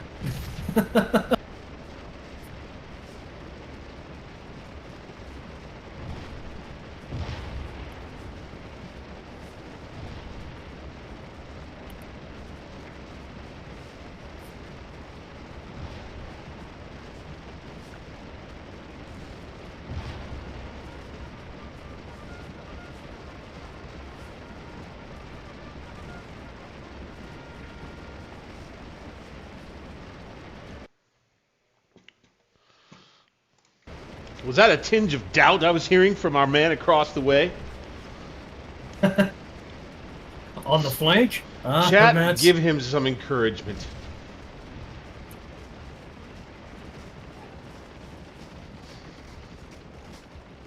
Ooh, Ooh, there's some cavalry over there. Hello. You wouldn't just happen to have been playing some mental games with me there, by any chance there, would you? I don't know. You're gonna find out, ain't you? God dang it.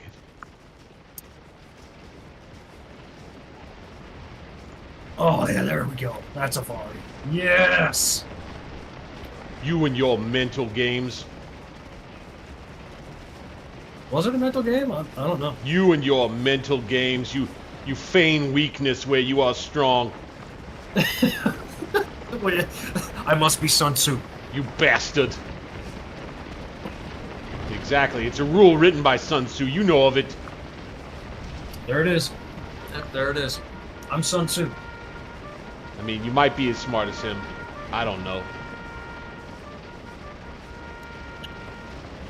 Well, maybe one of these days you'll participate in a good Kriegspiel under my command. Maybe one day. I would happily do so.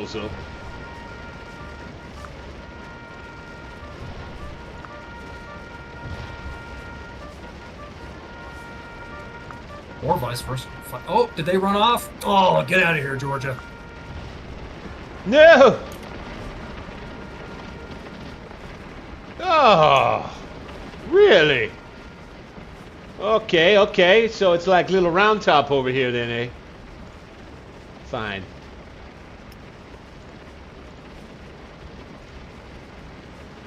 They didn't like that very much. That treatment, not so kind.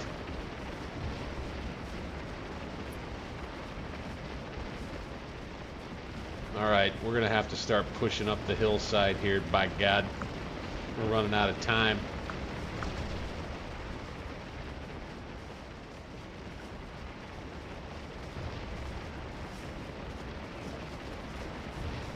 Okay, you need to not be where you can get killed there, sir, officer.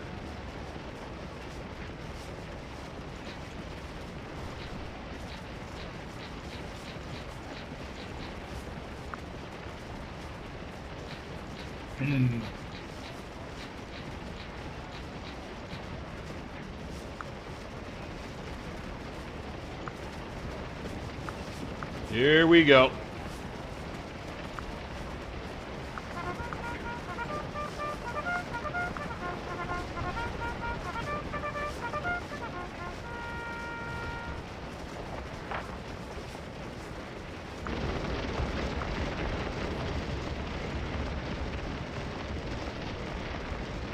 Oh, that's so weird. What's that? I select something to do something with it, and it goes off, and it acts as though I've selected nobody. That's very strange. Very strange indeed. Unless you didn't have it on TC, it might have done something all its own. Let's do this, and let's go boom.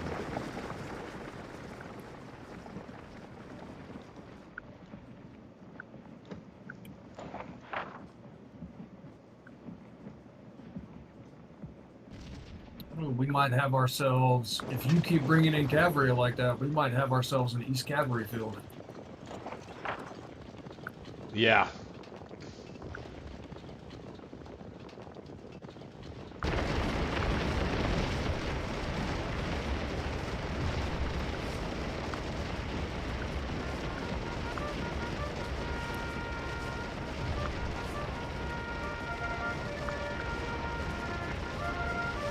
Actually, I think I'm rather enjoying this format. I would say the same. I think this is working out as a very playable way to do this in Sandbox, man. This is working out, man. I like it. And it's not like it's not limited to something absolutely historical, you know? Right. Which is what was always so cool about the Order of Battle editor. Those, you know, it was. You kind of, I mean, you know, we get to put together a little battle here that is like kind of our own, you know? Yeah. I like that.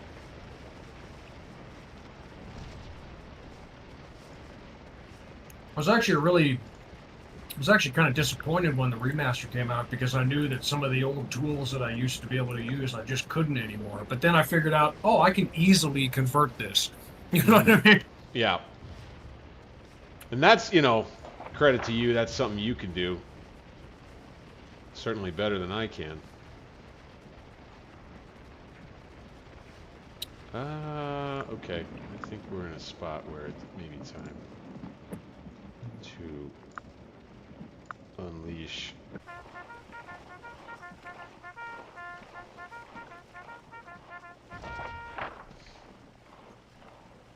Bingo.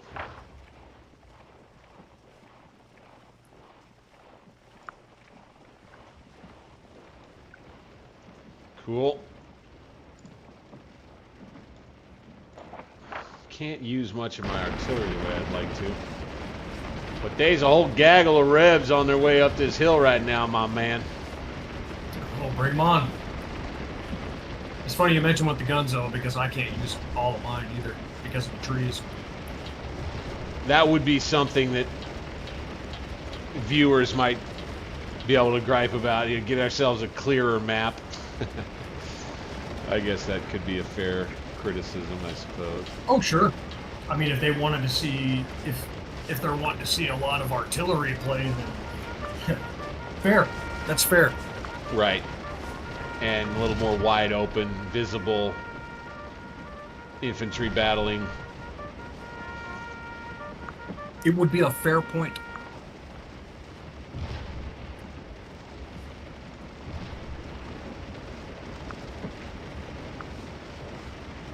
Oh, those Confederate battle lines coming up. There's gonna be something. Yeah. We'll keep it lively over here. We managed to push up the hill a pretty good way.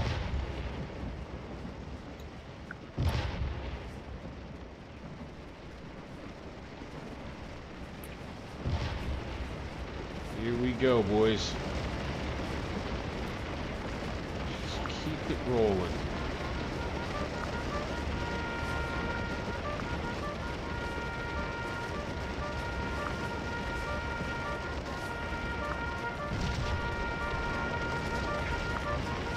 Broad advance across the front. Oh, you got some artillery up right there. Ooh. Okay, we're gonna try to hit it.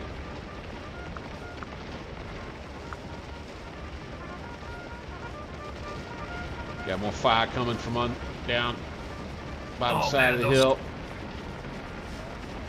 Ooh, got a firefight over here. 42nd Georgia against the 11th U.S. I see you've refused to flank over this side. You got some cavalry too. Nice job.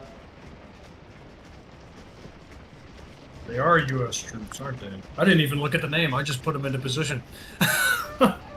Oh, okay. I just went, yeah, that'll work.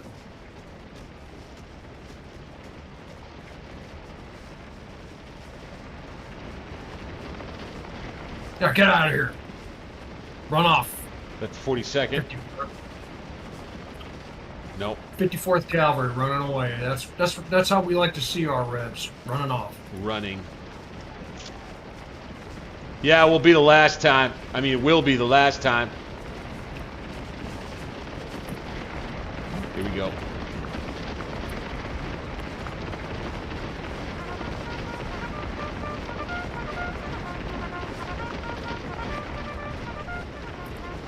You know, I probably should not have put this big old bowl of candy on my desk. Ha! That was a bad call.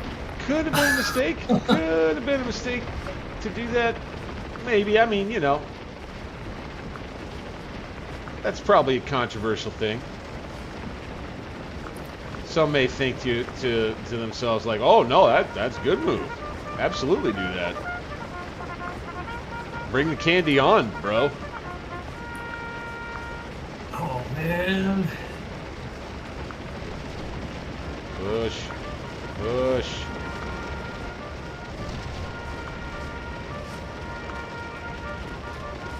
Push.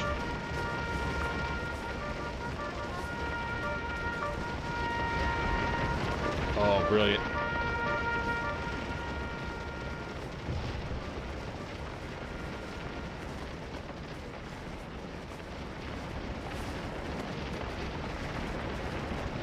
Stop.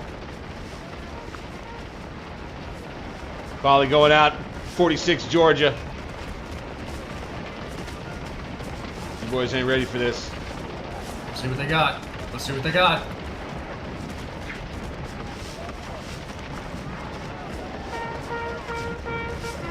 Oh, here they go. There's the volley. Nah, that sucked. Oh, nah, what, that sucked. We're going to load them up and we're going to fire them again. It's unacceptable. Unacceptable. We didn't have everybody loaded up. We're going to do it again. Load up and fire again, you damn idiots. Fire. Shit. There we go. That's as good as it's going to get. I don't think we hit a single soul. Oh my god. I don't know.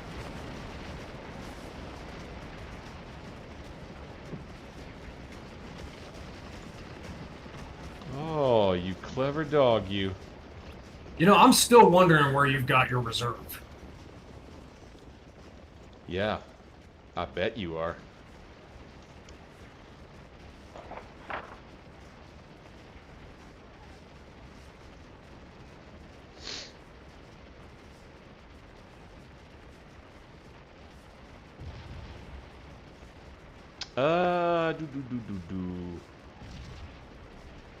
I say we keep that there like that. That's fine.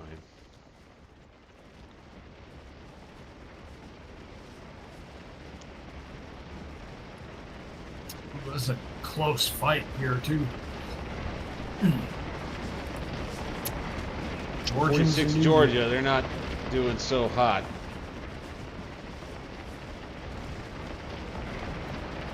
I don't know, they're giving pretty good as they got. They are. They started up here with 18 and they've given 4 and gotten 4, so I guess I'll take that. Which so I'm like, that's it? 4? Like, you're firing into woods. It's the woods, and there's smoke all over the place. I mean, like, I do understand, so I'm looking right at it now, right? I understand the idea that we're just 65 yards apart, but the thing I think that's good to point out is I get right down on ground level, and you can use kind of the smoke effects that way. How damn hard it would be, and how quick it would get hard to be able to see through the smoke. I mean, after the first couple of volleys, really, you're kind of just aiming at silhouettes if you think you can see them. Mm-hmm. Well, that you got to figure that it's dark in the trees because the sun isn't coming through the canopy as much. Right.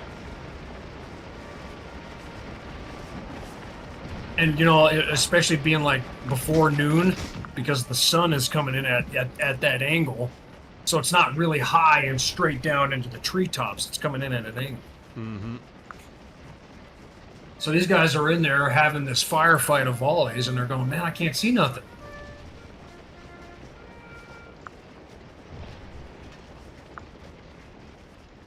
Sure as shit, you're not going to be able to really shoot anything you can't see. And then the other thing, too, is on top of the rest is that you're shooting over the head of guys a lot of the time. I know that's something that you focused a lot of time, attention, and effort on, is the idea that a lot of the time these guys were shooting over each other's heads. Yep, they were indeed. And especially when you're now uphill is a little bit different because of the way the parabolic arc of that bullet works, right? Mm-hmm. So in this case, you'd be surprised how many of your rounds are actually falling short. Right.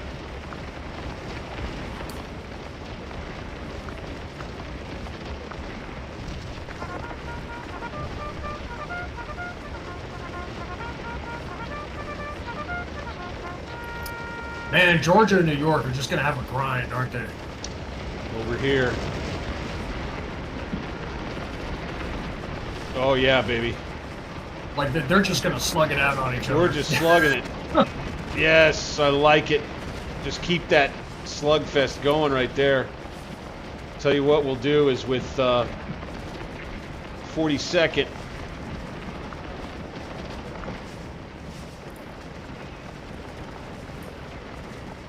come in there. Stop effing around with these boys on this end here.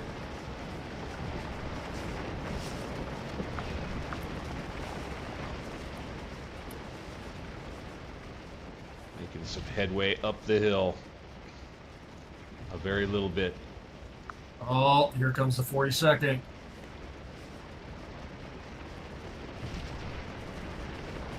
By all means, I welcome you to the firefight. Bingo. Volley fire them bastards. Woo! Got a little volley into me there.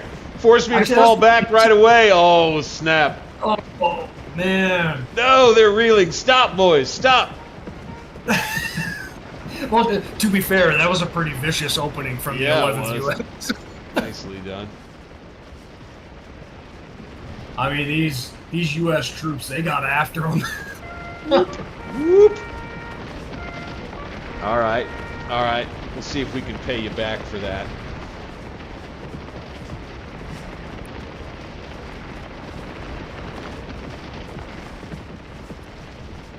Try to tee one up here. Is that you coming up on the other flank? Sure is. Yeah.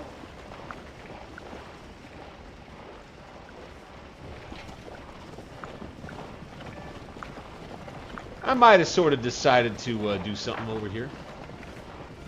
I might have sort of decided to do something over here too.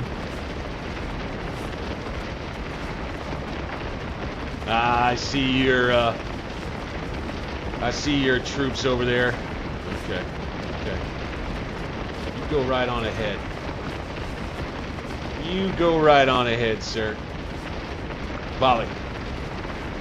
Boom! Volley. Boom! Oh, that was kind of vicious too. Hey, you just do not want to attack my center, do you? Hey, man. You see where that victory location is, right? Oh, yeah. I'm doing what Grant would do. Right on it.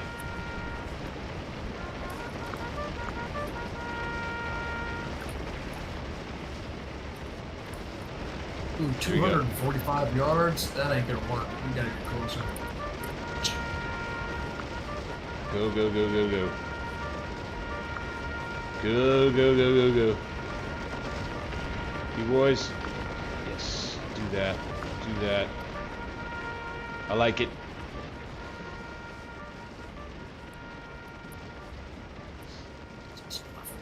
Oh man, this right flank's interesting. Let's put you on an attack instead of that. Good. Good. Woo! All this fighting up here. McAlpine Mountain or McAlpine Hill, I think is what it was called. Yeah, McAlpine. Yeah, that's what it looks like, McAlpine. McAlpine Hill. Well, you've got a name for the VOD now. Battle of McAlpine Hill. Uh-huh.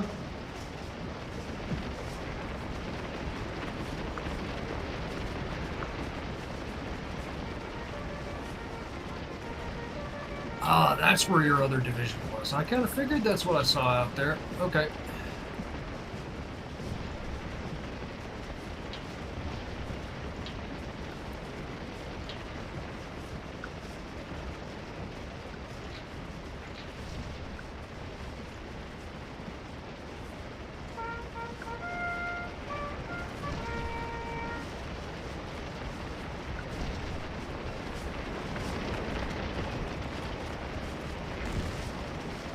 Ah, damn.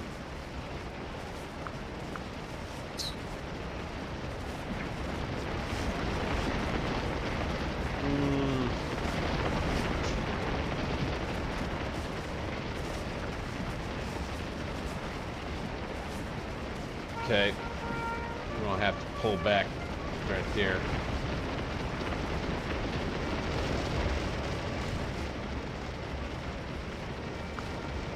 Put up a little bit of a stiffer defense on the left, did I? That you did, so let's do this.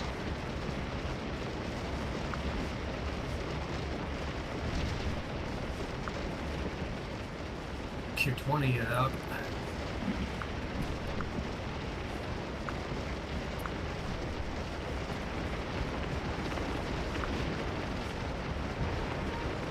Ah. Kick both. Oh, Phillips' whole brigade. Ah, we got up close. Oof. Didn't quite get the job done there. Well, to be fair, I moved the 87th Ohio on the flank. Yeah, I saw that over there. Yeah, got enfiladed right down the line.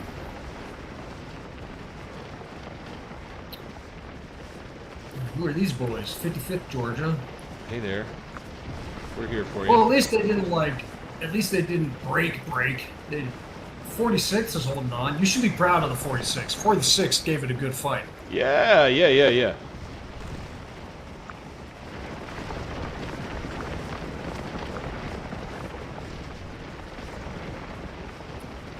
We're doing all right here. We'll be able to reform. Come on, baby. Back up the damn hill.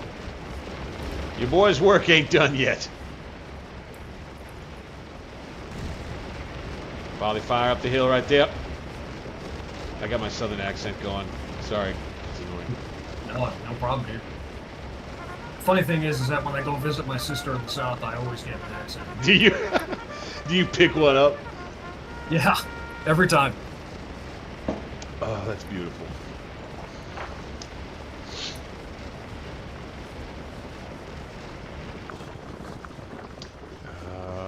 Yes. You boys. Okay. You're doing what I want you to. You boys.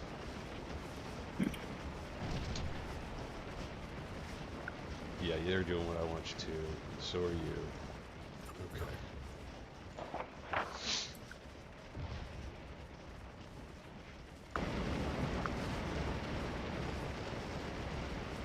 Oh, you fools. Here we go. Let's take these boys. Let's do that.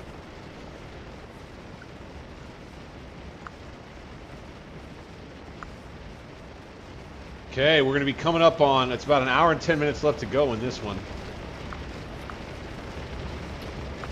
Ooh, it's a fight. That's for sure. Yeah. I mean, it definitely... That's one thing I like about my mod. It's showing how long these battles actually take.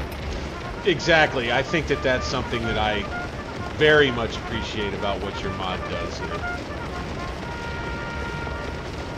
Long, all day, hours long, plodding forward kind of a thing, you know? Didn't like Hood's attack, even just one division on 2 hills was like 5 hours long or something like that. They were fighting across the whole afternoon for probably until sundown. Yeah, I mean, you're talking basically 4 hours of combat, I think it was, all in. I mean, these things take time. Hey, we broke the line. Let's go, boys. Oh, somebody broke. Ah! Let's go, boys.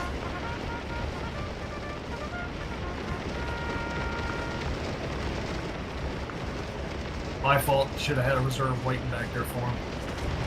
It sucks. Fear not. My capacity for fucking this stuff up is well reputed. Oh god, that's a gap that I gotta close. Oh, that's bad. I would say it's not great.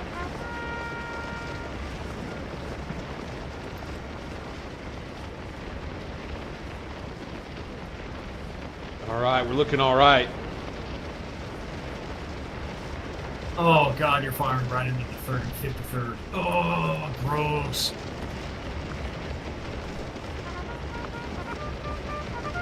Yeah, I think that's going to hurt. So what is your TP mod? Okay, if they had stayed flanked like that, how would that have Oh, it would have just shredded their morale. How would they? Would that have registered? Oh yeah, it would have just shredded their morale. Yeah. Okay. I was really particular about putting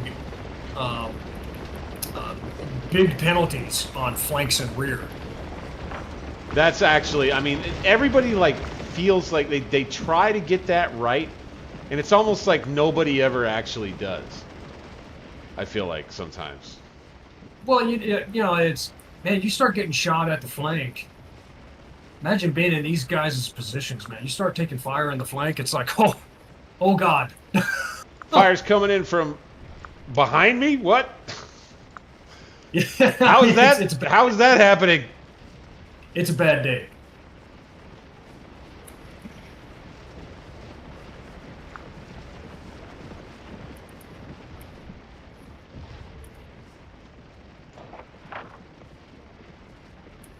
Oh, no. Got ourselves a good little battle here, man. You've got an opportunity on this right side, or your left. Yeah. I'm kind of beating you up a little bit on... Check your cavalry side. Yeah. Yep, you're definitely grinding me.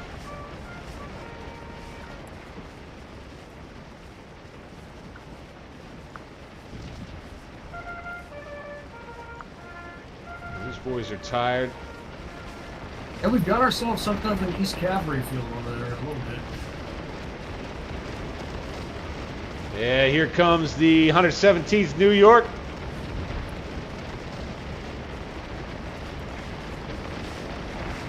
All right, we're doing it. This is going to be a charge for the entertainment value. 11th Georgia into the 2nd Delaware. No. Up the hill. Here we go. You might First charge of the battle. Yep, they're fatigued. Oh boy! Oh, they ran! Get out of here! Oh, get out of here! Uh-oh. That could be a problem.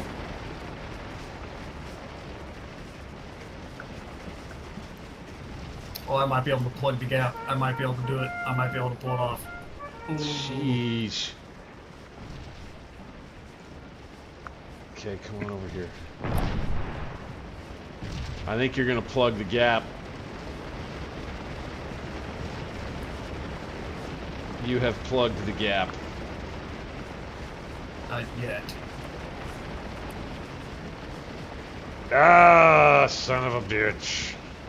That brigade commander's running after his guys going, hey! Come back up here! Oh, give me a break.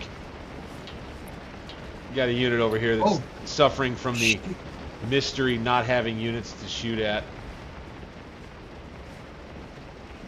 Yeah, I wonder why that happens.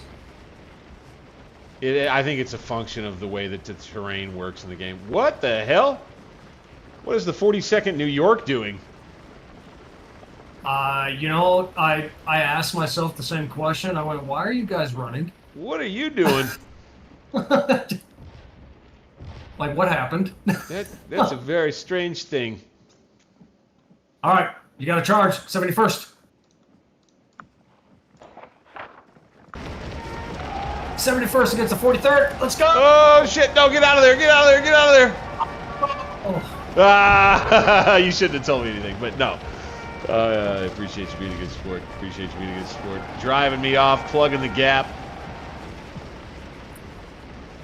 Send them running back down the hill, boys.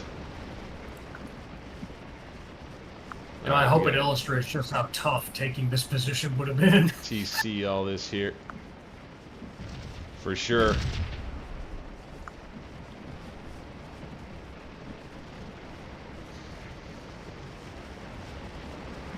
I am also, I mean, I guess for the sake of fun and competitive spirit, that it would behoove me to try and, like, you know, use everything and not, like, commit the reserve and everything. But Not sure I want to. I mean, do it if you want, man. I mean, I feel like I should. I mean, it's all or nothing. Go do it.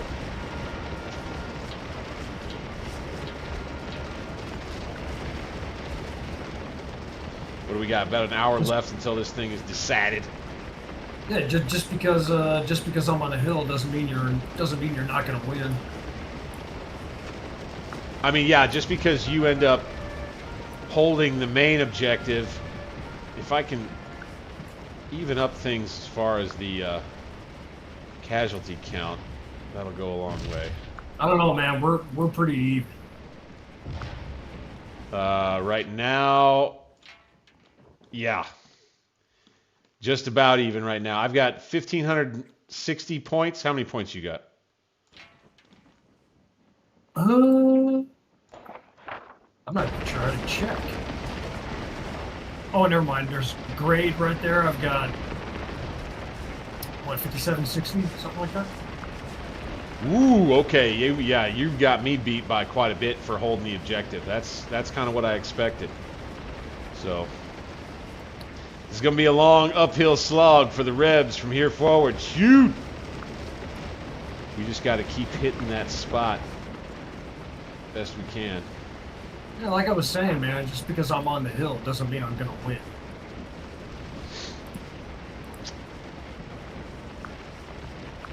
Oh, here you go. Over on this right side. Get him, Delaware. Get him. Charge coming in. Get him, Delaware.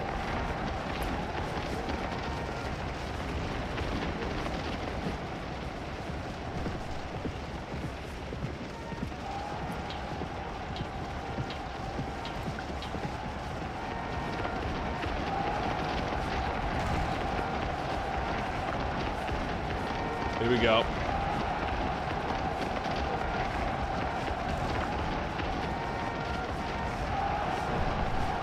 Fire, there we go. Now get away. Oh, that was gnarly. Oh my god. Yeah, you can have the ground. You can have the ground there. That's fine.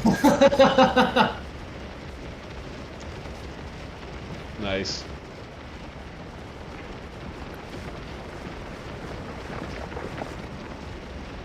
Ooh, boy. Could have ourselves a little trouble on this side over here. Are our dear viewers enjoying themselves? That's my main concern. Oh, they're still here. About a half dozen viewers in on the stream here on this one here tonight. Nice. It ain't bad at all. Ain't bad at all. And they've been sticking in. So tonight, unlike the way that it was in our last playthrough, we don't have as many folks lighting up the chat. It's all right. It's all right. Oh, you finally pushed the 30th New York out of there. They were sitting there for a while, too.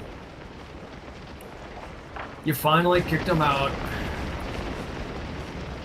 I don't know where the 30th New York is, and I suppose you shouldn't tell me. Nope, I probably shouldn't. Just know that they're not. Just know that they are not. Come on, man! All across the line, the Rebs are getting desperate.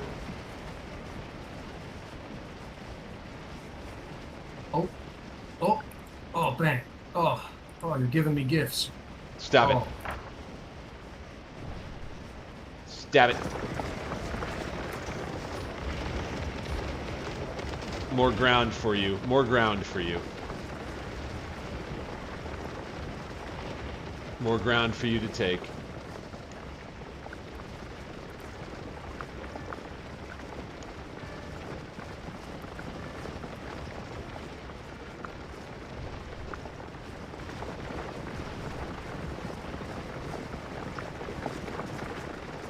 Well, 55th finally gave the ghost.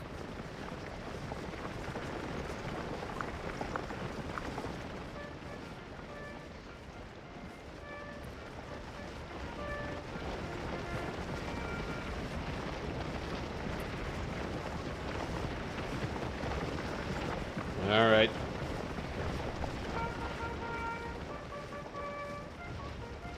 All right. More gifting. More gifting.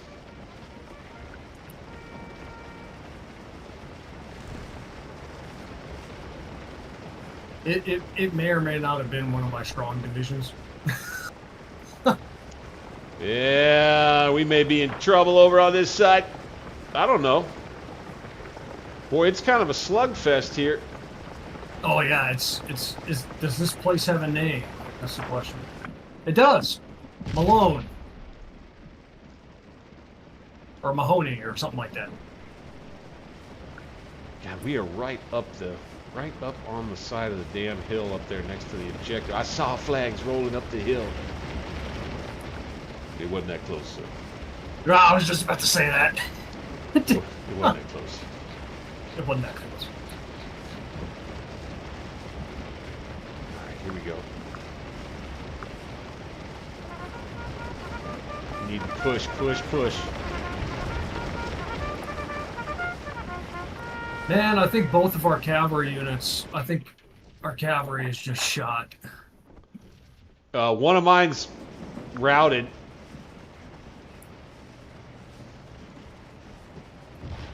They's tuckered. So there is something I'm not a big fan of, is the idea that a cavalry regiment with 551 having lost just 86 men would be panicked. That seems... What's their experience level? That's a good question. Volunteer 4. No, that shouldn't be. That I mean, shouldn't. unless they got ripped up in the flank, that might have done it. Let's see. Okay. I'll keep that in mind. I'll take it. No, I don't think there's any issue there, per se. I do think that that's just kind of like a broader affect of changing some of those casualty rate values. Well, part of it too might be the design of the game itself. I mean, there's only so much I can do. And two, what I'm thinking is like the idea that the percentages have been brought down, and so it will be this much less of a percentage of casualty rate that affects a panic or something. Yeah, which is kind of why I'm wondering if some of it is just hard coded on how the engine works in some ways. Yeah. Which I don't think I can solve. No, I don't think so either. I think that just kind of is what it is. Maybe what you end up doing with a thing like that is we don't fight with 600-man regiments. Instead, we fight with, 300-man regiments. Maybe do these OOBs, but do 50% regiments or something like that, regiment strength. Sure. Maybe that's what ends up happening. I know that's one of the options that affects the AI. I don't know if it would affect us. Yeah, I'm not sure either.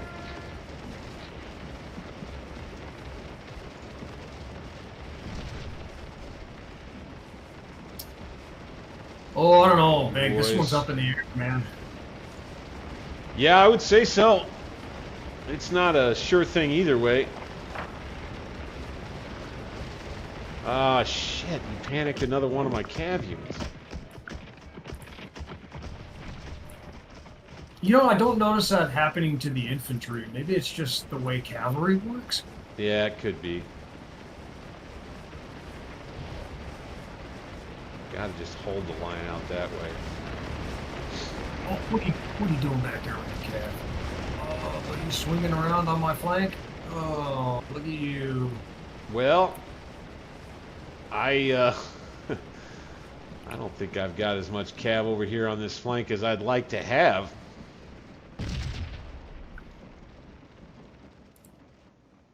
Is what I'd say about all that.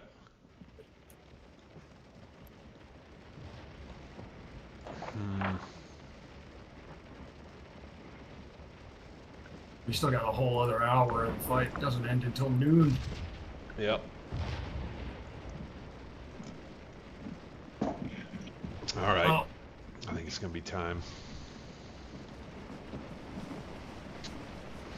I think it's going to be time to send these boys in.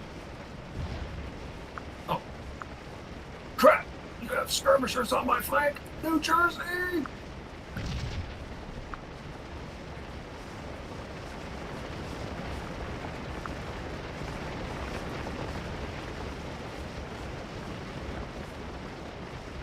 You working this flank on this side over here, my right, your left? You're working it, aren't you? Trying.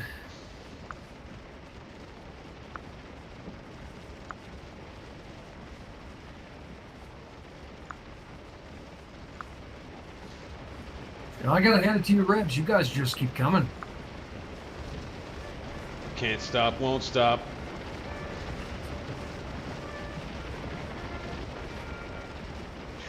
Wow, what a battle we got right here, man. Holy shit.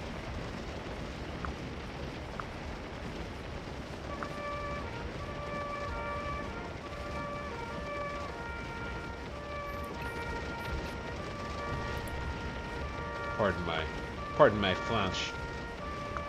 Your fault. My France.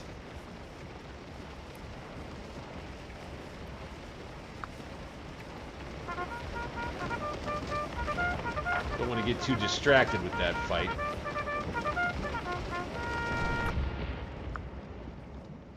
Who are you boys shooting at? Yeah. Tell you what, we should take you and bring you here. Like so. Take you and bring you here.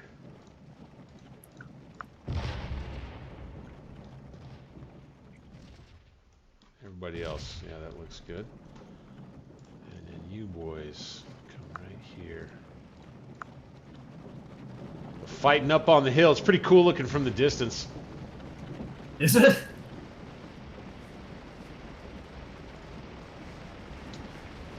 Yeah. Oh, it is. Especially with all the trees turned on. It's got a neat look to it.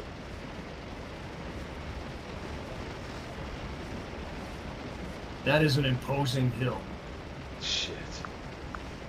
The funny thing is that we started kind of getting on the move with everything and coming together. I was like, I'm gonna have to fight up that fucking hill. You know, man.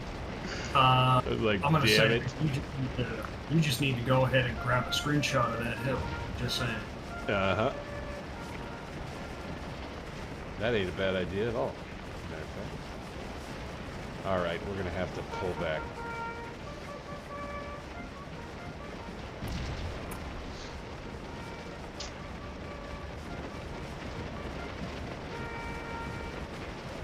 There we go. All right, here we go. Let's get a shot right there. Oh, that looks cool.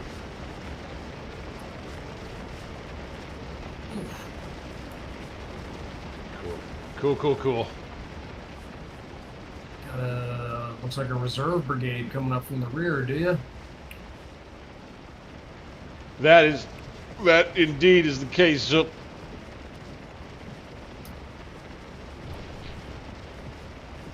Very well. Oh. What's that?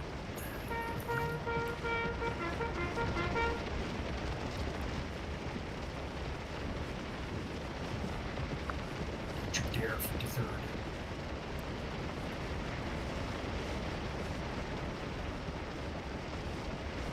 Ooh, yeah, okay.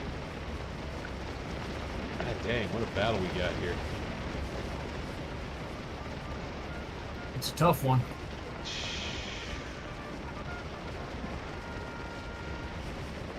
Tough to see where the breakthrough can happen, man. But I think it's going to be...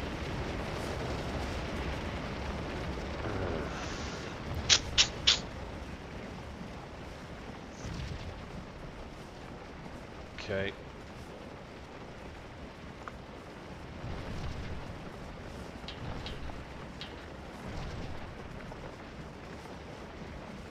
Let's go here. Well, we just passed 1,000 casualties. We're at like 1,300 now. Yeah, each of us at about 1,200 casualties.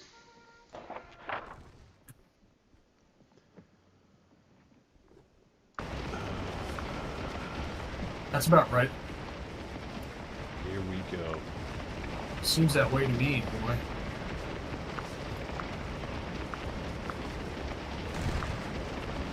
Oh, nasty bug comes out.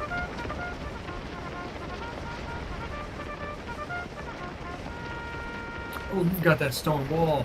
Ugh. Yeah, I went ahead and parked there. Figured it wouldn't be a bad idea. Kind of forcing my hand a little bit, ain't you?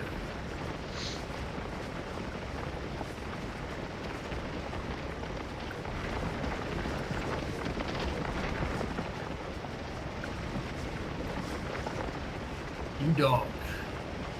You dog, you. Oh, damn.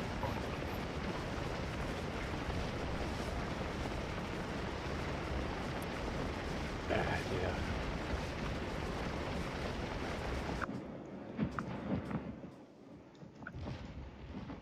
What are you guys doing?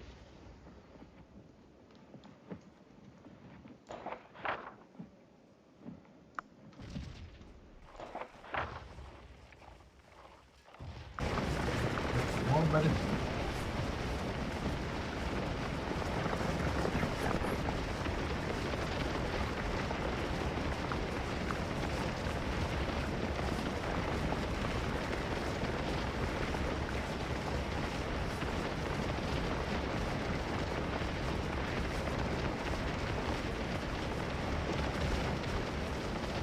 Gotta see if we can get this one moving.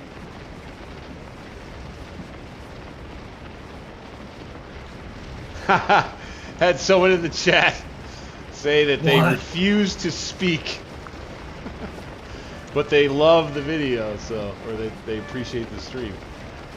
Oh, cool. Very good then. I mean, you know, hey. They're probably all trying to keep it square, is what I'm thinking, because they want to comment on what's happening. Well, they're free to. It's like I was saying earlier, I can't see anything they're saying on purpose today. I don't want to see yours. So. Alright, we're not done coming at you. Damn it. Oh, here comes plugging in another brigade. Here they come. We're not done coming at you yet over here, damn it.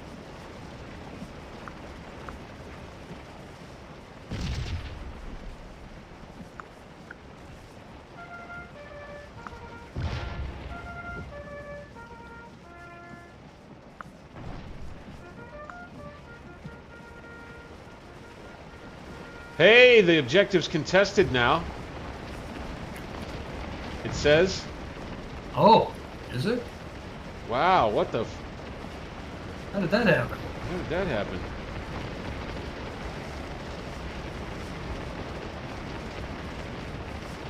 Oh, it might have been because oh, never mind. I guess it's back.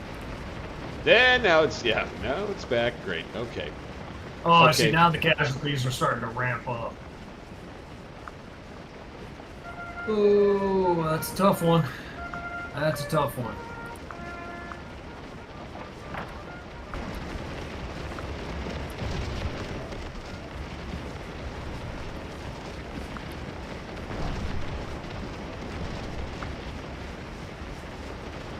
Ooh. Ooh. All right. I see you. You're putting some pressure on over here now. I see you.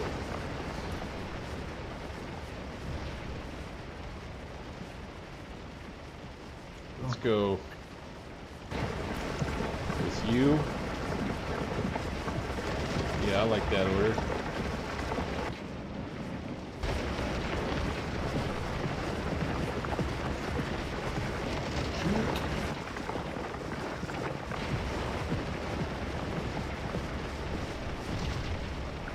Get in here.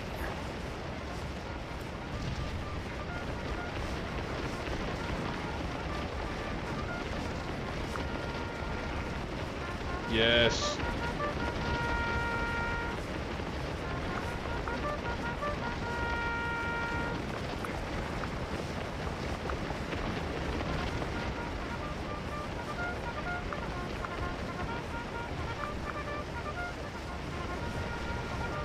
Oh, here he comes in assault column, huh?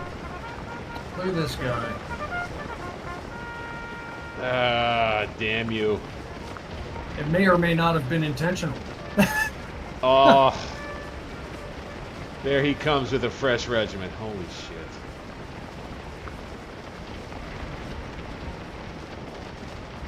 All right. You had the right idea. We're just going to do this. You know, to be honest with you, I don't know. I guess if you charged with both of them, it might pull it off. But I don't know. I don't want to influence you on it. Yeah. Yeah. Thanks, but no thanks probably on that. Is what I'm thinking. I could be wrong, though. All right, stop. Volley fire. The 48th North Carolina be up on this hillside. Boom! Bye, Will.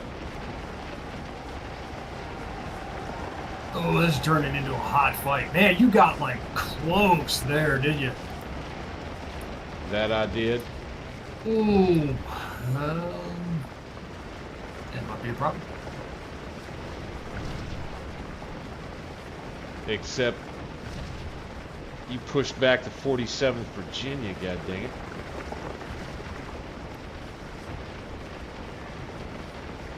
Okay. Okay. Shit. Alright, we gotta fall back here.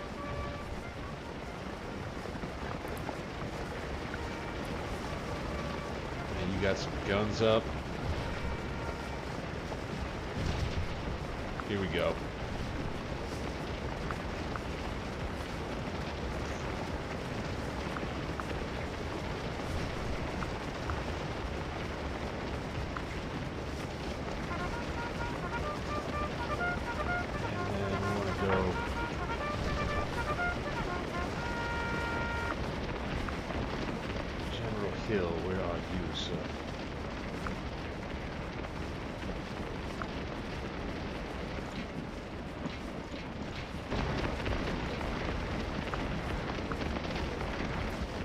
Go, go, go.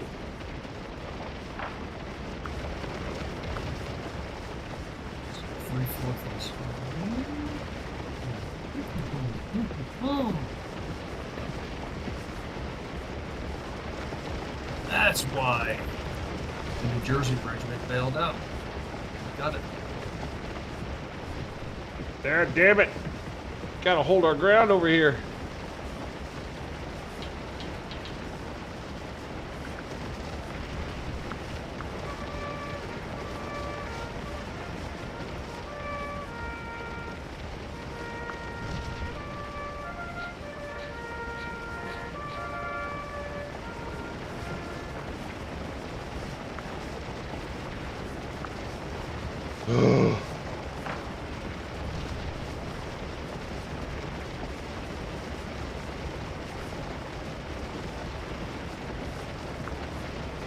Yeah, man, this is tough.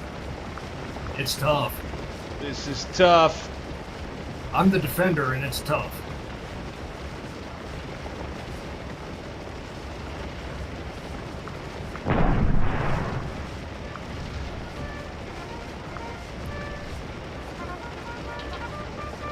Right flank calm down, though, huh?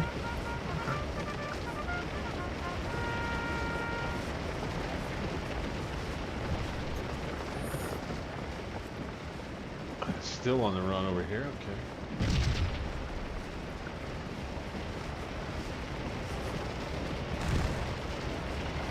All right.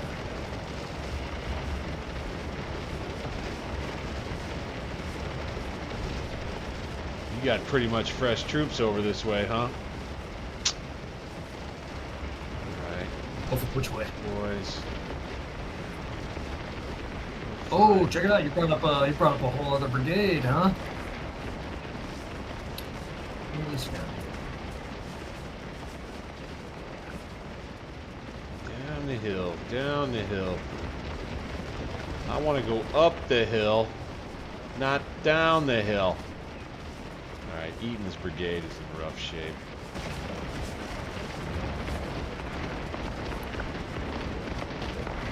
Let's go ahead.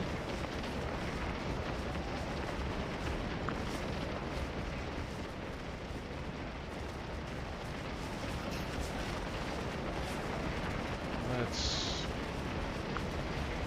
pull them back.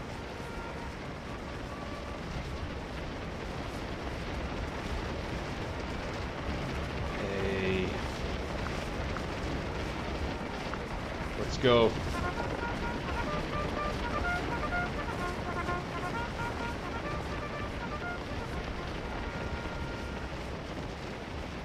Okay. Right here along the line. Stop. Volley. At 18 yards. Oh, gross. No. Fire. Oh, that's incredible. Blah. Oh my. Damn, he got like right up in the grill. Get in there, grill. Get in there, grill, man.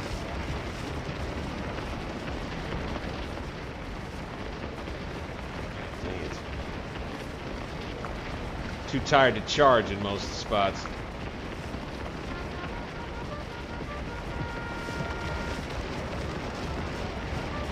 Ugh. Get on that high ground. You're just kind of sitting pretty, and that's all there is to it.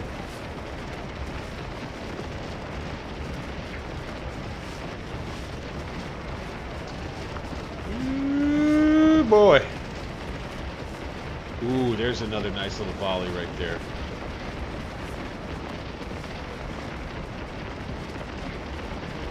Stop.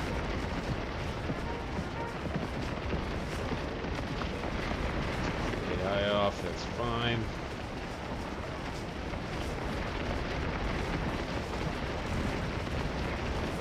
Can we charge here?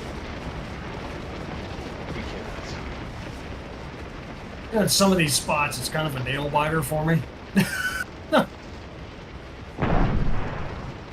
you boys, get on out of here.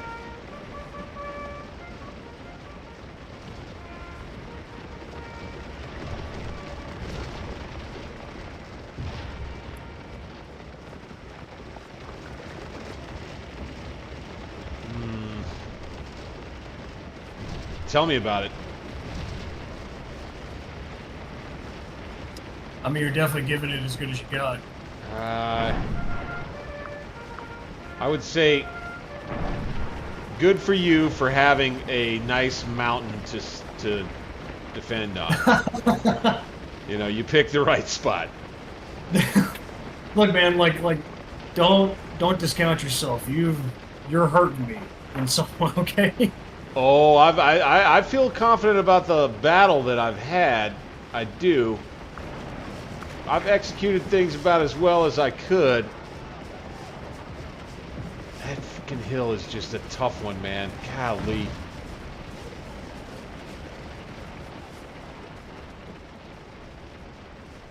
We're trying to get a new brigade up there. You see that. Yeah, I saw that.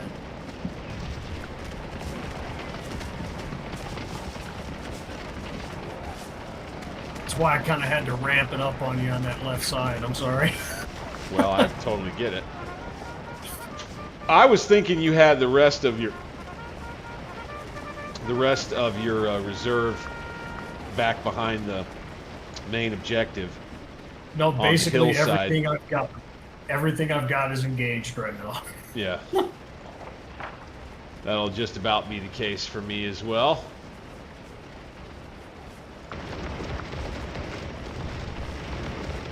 And it's kind, you know, truth be told, it's kind of been the case the whole time. Let's not get too crazy with everybody. Oh my gosh, that's bad morale. A little bit.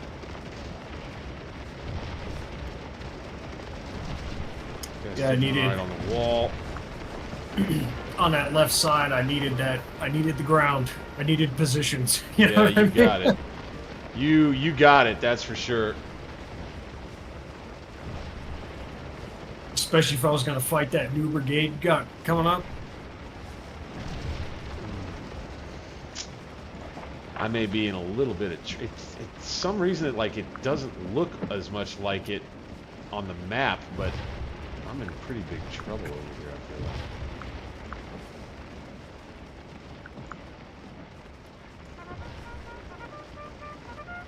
Oh, we're coming up on 2,000. Okay, you're winning the casualty battle now. I've got 1,100 points. How many do you have now? What are you at? Is it over 10,000 now? No, it's 6,100. 6,100? Okay. You were keeping up there for a little bit just on casualties. Yeah. Well, let's see if we can achieve the unlikely.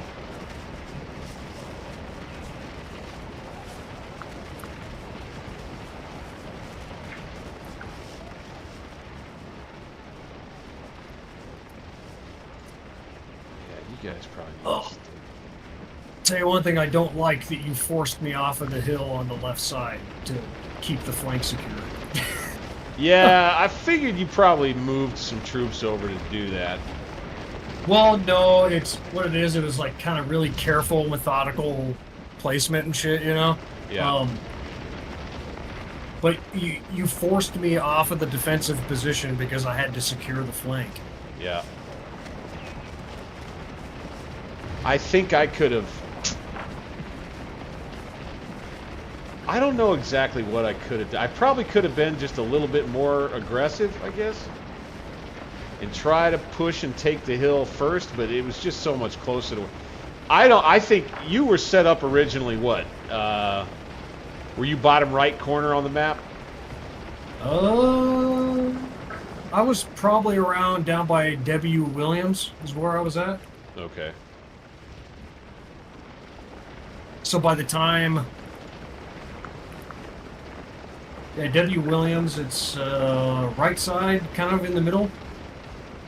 W. Williams. Yeah, okay. So there, and I was kind of... I was up in the far left-hand corner. So you were right there in a spot to go get that hill real quick. Yeah, I was already in position. So by the time you had... Yeah, by the time you had your cavalry coming up, by the point where our two cavalry units started shooting, you kind of were already at the hill. Well, right about that point, I was getting my first line established. Yeah.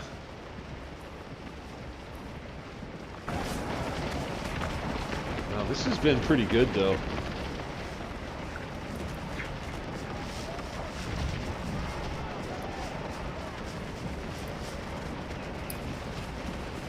Do yourself a... Oh, never mind.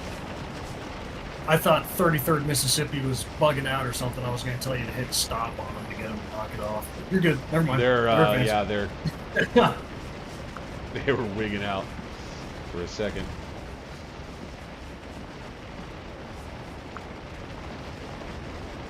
Man, Pennsylvania's having a fight of it today. Oh.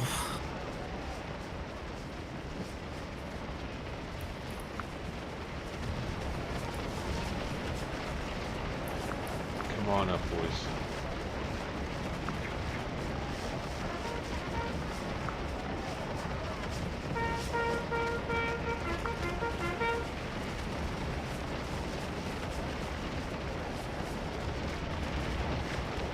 Oh, you're bringing up the units that got rusted up, huh? Yeah.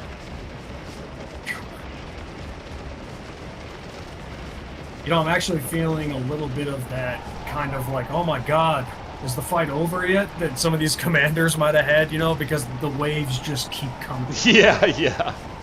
I could imagine that when you're in a defensive position. Like, I think about that all the time. A little counter charge here. All right, 33rd is going to come at the 71st Pennsylvania. I got fresh troops here that are militia quality. 71st go. 71st is going to go. Watch. 71st. I think they're going to run, but they've got backup. Plenty of backup. We'll see. Let's see. Hold on, are we having like an actual... Oh, dang. Oh my God, look at the 71st. Look at the 71st. Oh my God. You know what? Look at that. That was an actual melee, though. Like, they actually stood it out. Jeez. Well, I'm just retreating, thankfully. I didn't rout. But we're going to be going back down the hill there. God dang it. All right. You may want to move that. You may want to move General Hill because he's right in front of muskets here in a minute. Okay. He moved himself. All right, good job, General. Man, what a way to go that would be because of how the game would work. You know, it's like, oh, he's just gonna hang tight for a second and then get shot. You know? Let's see. Stop. Stop. Stop. Go ahead, do that.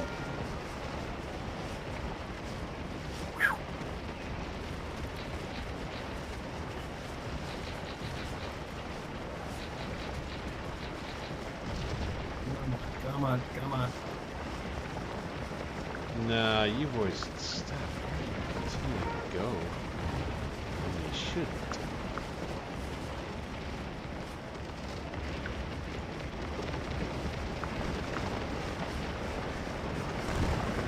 Oh, nasty volley goes out.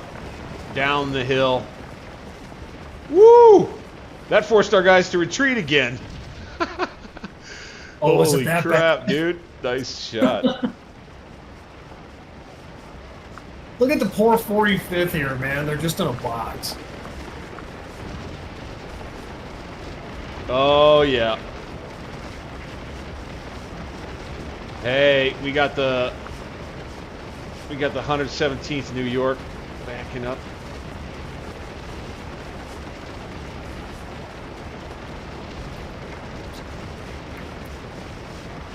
Ready, and I'm running. and I'm running out. back. I'm running out of units to rotate. Charge. Whoa. Here we go. 10th Georgia into the 117th New York. Yes, a legitimate melee once again. Who's going to come out on top as the fight gets desperate? Only a half hour left to go to try to take the hill. Ah! No, my God, you got me again. Those are regulars, for crying out loud. Oh, now we're going to be running down the hill. Sheesh. The 10th was regulars? Yeah. They went running quick for regulars. Yes, me. Yes, me. Oh. Well, it is a hill. Golly. All right. You know, they had some similar problems against the 20th Maine on Little Round Top, though, too. Yeah. Those issues going up a nasty hillside are familiar, to say the least. I actually feel a little bit bad for you as the opposing side, because I'm like, oh, God. Because I know the power of this position, so I'm like, oh, man, I kind of feel bad for him. Yeah, well, you're sitting pretty up there. Like, I legit feel bad because I know it's a good position. Yep. You know? No escaping it, really. Well, I would tell you at this point, God, I'd be getting reports in, kind of noticing the way things are going, and really contemplating how much it's going to be worth to just keep this going. I've still got 18,000 men. Yeah, but there's that element of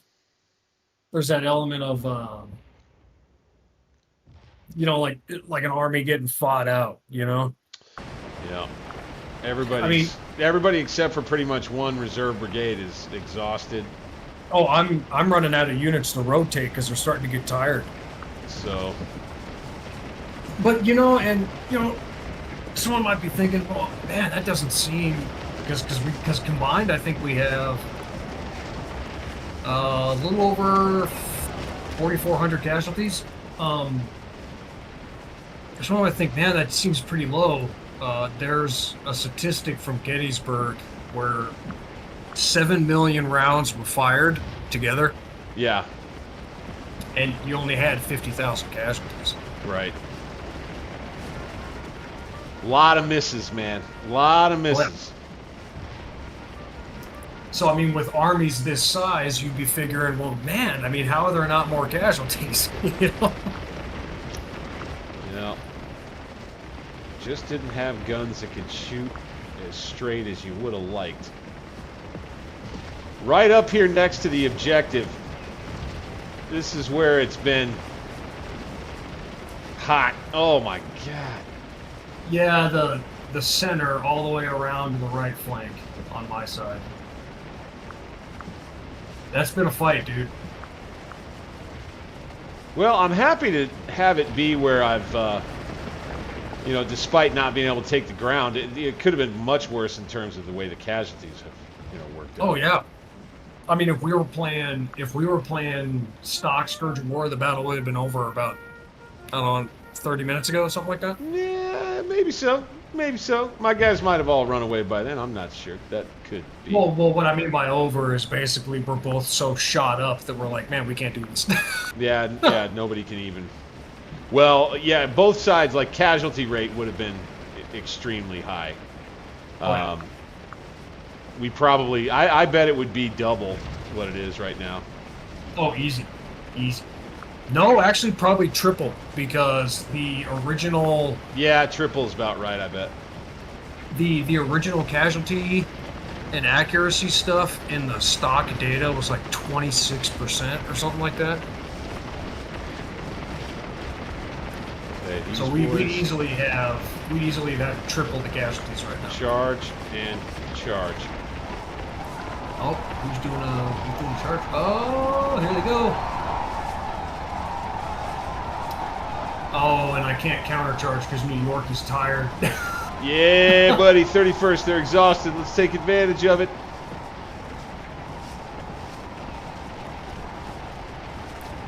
Oh, come on.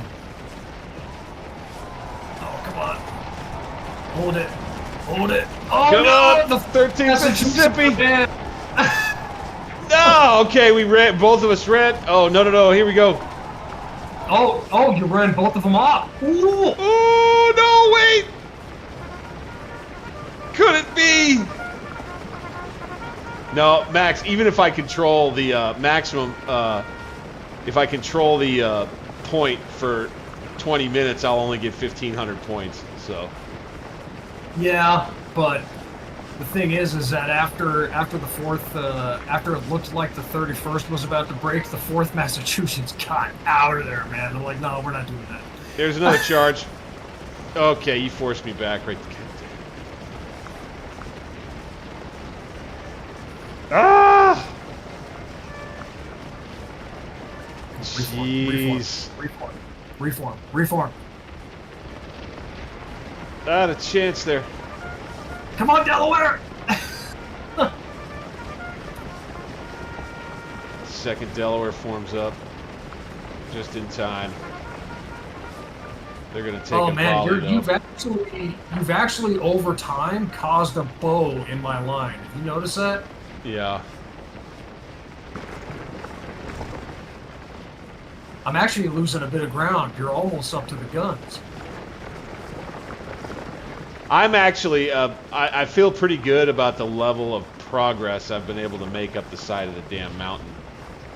I was thinking you were going to position yourself further down the slope and fight me all the way back up the mountain, and in fact embarrass me by not giving me any ground toward the bottom. Like I'm very happy with how this has been going.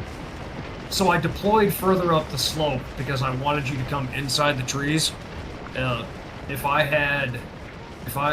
didn't deploy along the tree lines because I didn't want your artillery to be able to fire on my line. That makes sense. That makes sense. Yeah. Basically, I wanted to take away your advantage of the guns.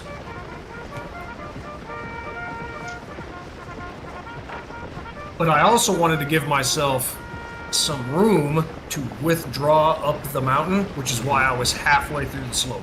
Does that make sense? Yeah, well, that's called the military crest. Yeah, exactly.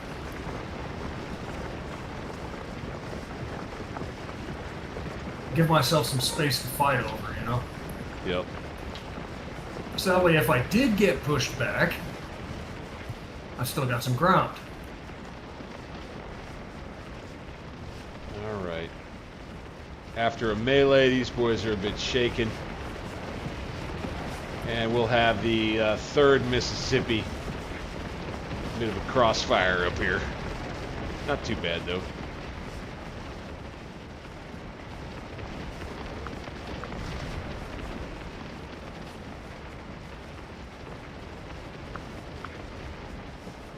Keep them coming, boys. Keep them coming. Don't you stop.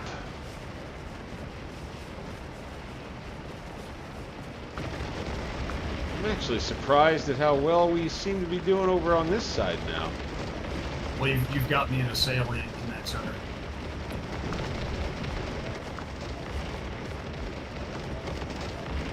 It's forcing me to do things I don't want to do, Bank. You're welcome. Take it as a lesson.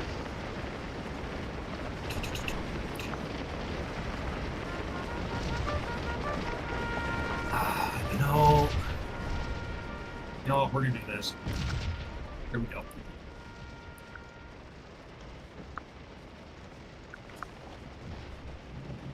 There we go. Let's just give it a decisive here. Whoa! The moment is here. Whoa!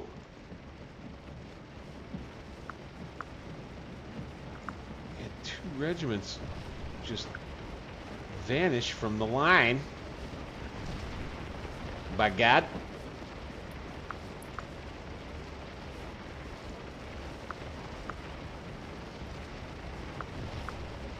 Yeah, our guys are in pretty rough shape up there.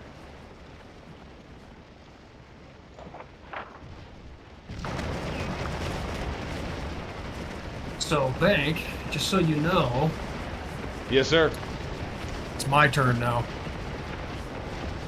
No. No, I'm not going to let you.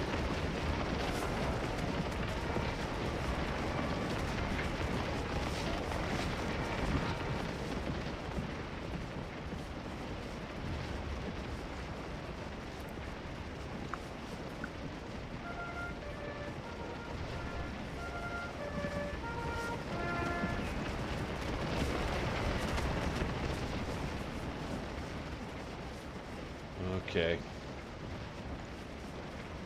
Okay. Yeah, I see what's going on over here. There. God dang, you got a strong line, and you got a bit of a gap to work with over in my line too. Shoot, shoot, shoot.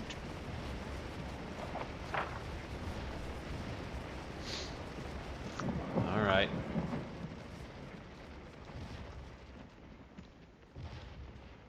Let's get these right here.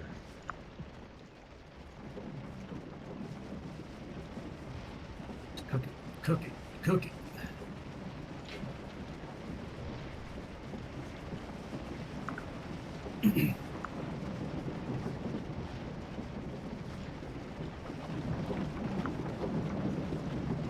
Switch everybody up a bit here. Let's have these boys come on up.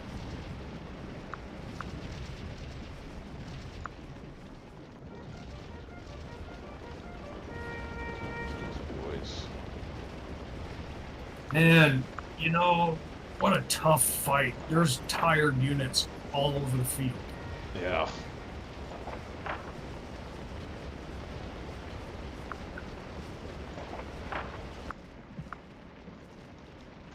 All right, let's go.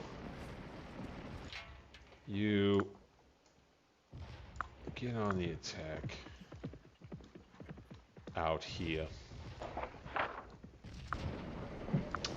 Now you boys go ahead and do the screening. And you do the same.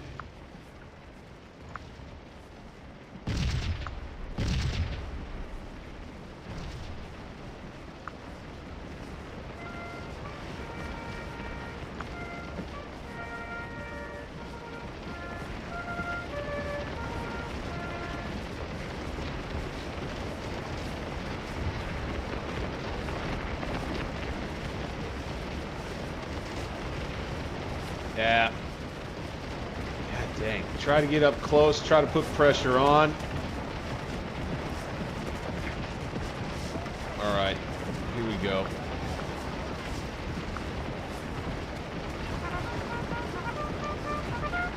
Here comes the 37th. Oh, look at that. They're charging. Here comes the 37th. Right at you. Bring them. Bring them on. Bring them on. Do it. This is our reserve brigade troops. Come on, boys. Militia quality. Charge into the enemy line. Break them up. Damn it. You've got what it takes. Multiple charge. Charge after charge. No. No joy. No joy for the Rebs here. Holy crap.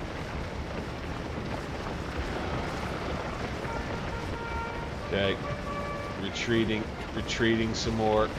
More retreating. Oh, nice. All right.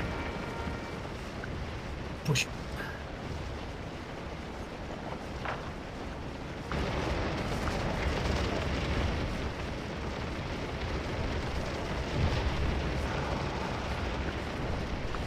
Get up there. You guys. Hang there.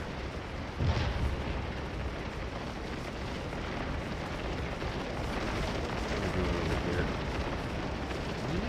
Not so great.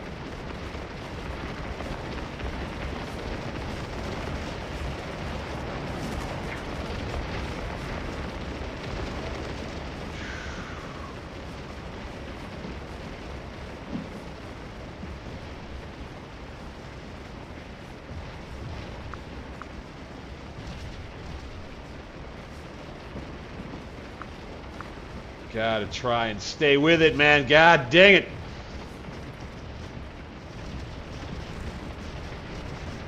Now you're sweeping down the hill at me. Over here. Ah, shoot. I'll tell you, this is feeling like a defeat for sure. Not an embarrassment, but a defeat. No, that was a fight, man. Yeah. Did my best to fight up the side of this damn mountain, but I'll tell you, I would say at this point, it's just hard to think of how it is that we're going to actually get any kind of a real breakthrough. You've got a whole nother... I see a bunch of question marks down off behind the objective. That must be a whole reserve back there. Actually, believe it or not, it's a bunch of officers. Is that right? Yeah. That's funny. All right. All right. And then I see you dumped a whole bunch more cavalry out on that northern flank, too. Okay.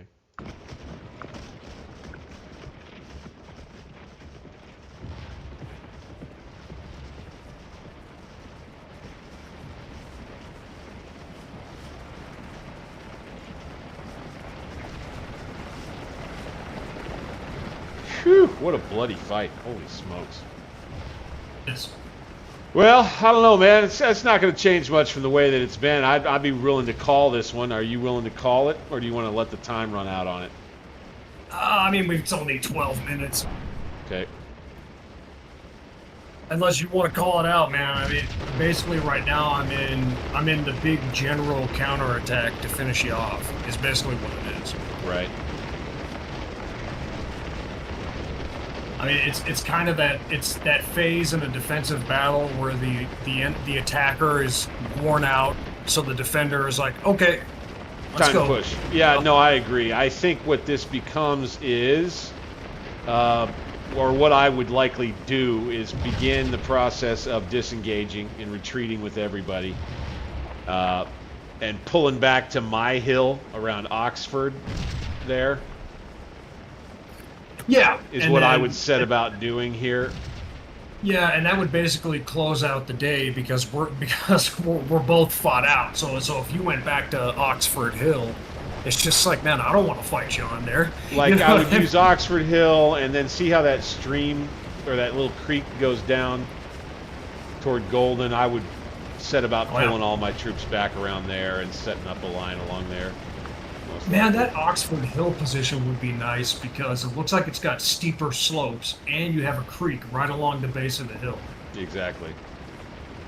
That would have been, oh God, you would have, if I was attacking you on that hill, it would have been worse. It would have been just like the opposite almost, I would say, of what's happening here. But what you're seeing too now is you're seeing a whole, like, I would be ordering a whole bunch of retreats across the line. Oh, sure you would. Yeah, in order if to, for no other reason to disengage and exactly, reorganize. just to disengage. Yeah. And right about here, actually, believe it or not, because of how tired all my forces are, and now that I'm kind of seeing your line pulling back like that, it's right about now, if I was the guy in charge, I'd be like, okay, halt the attack, let's rest, we're done. If you had one fresh division still, if I had one more fresh division, I would be willing to entertain the idea that this becomes a major victory for you. Yeah, because then you can take that last division that's fresh and keep the pressure on, basically. And I'd punch it right down the center. Yeah.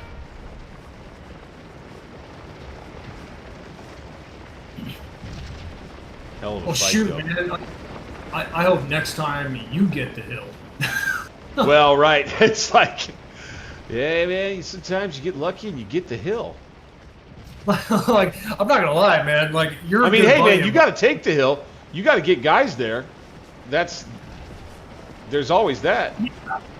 But, like, I'm playing to win, but you being my friend, I'm like, man, I kind of feel bad. Don't worry about it. Don't even worry about it. Don't worry about it. I come in just to play for pure entertainment and fun and just playing some Scourge. Oh, sure. But like I say, it's like, dang, I forced him to attack a good position, and I right. So like, when that guy when that was getting set up, right there from jump, I was like, okay, well, this could be a long fight tonight for me. Oh well. Yeah, that's how the cookie crumbles. Right about now, actually, I'm gonna give the orders right now. Right about here is when I'd start drawing my line back up on top of the hill. Jackson would want you to keep after me, but if your guys are pretty well used up, then they're just used up. Like I'm fought out. Matter of fact, let me go through everybody and see if I can find one fresh unit. So, one fresh or still good morale unit. Like either or, you know what I mean? Yeah. So they're shaken, uneasy, and exhausted. Rested. Oh no, that one's not bad. Exhausted. Yeah, dude, everybody's fought out. I got a whole bunch of guys in red. Yeah, everybody's fought out.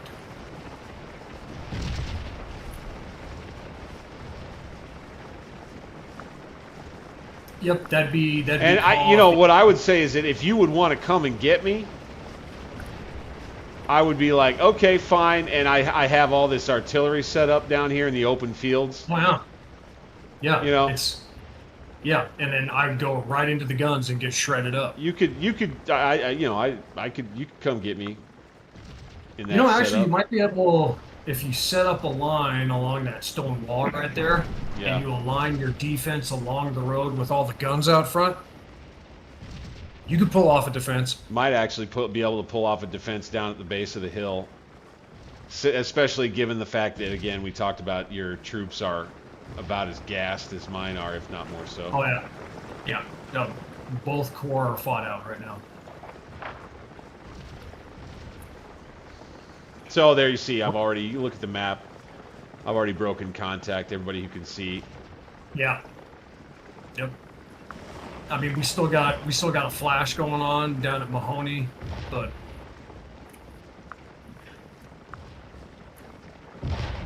that's it, man. Both armies are just fought out. Good fight, dude. that was a fight, man. Good fight, man. Shoot, that was fun. I'm gonna call the final casualty number. Holy cow! Look at how even that is. Yeah, jeez. Right? It's because I did that big counterattack at the end. That's crazy. So if we go 2904, actually you see how the casualties are stabilizing out? That's basically a cold battlefield right there. Yep. Okay, last bit of cav charge if I can make it happen. No?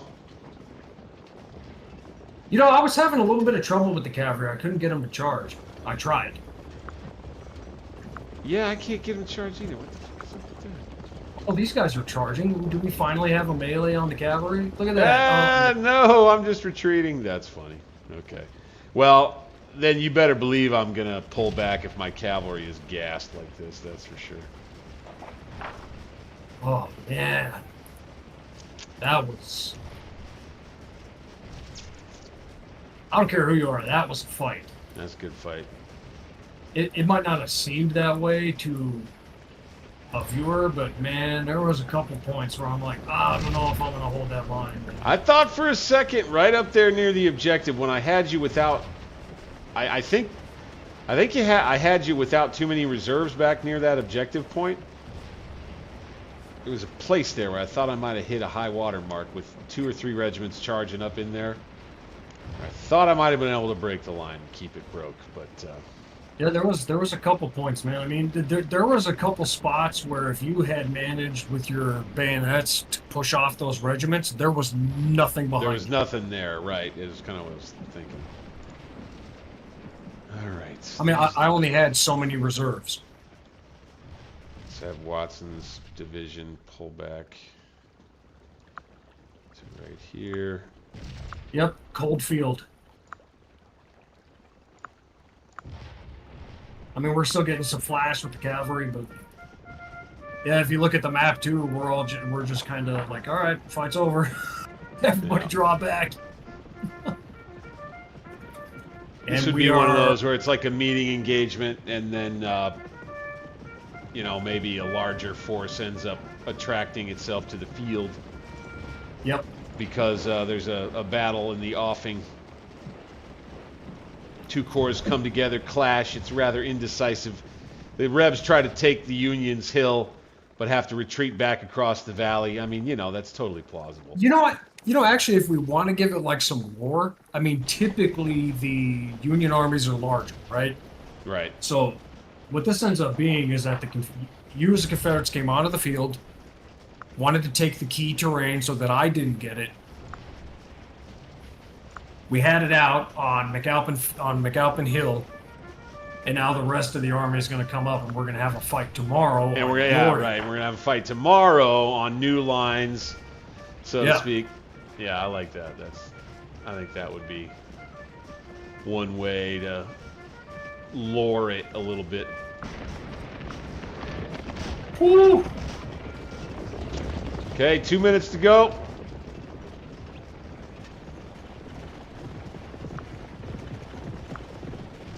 tired units. Arrow wear.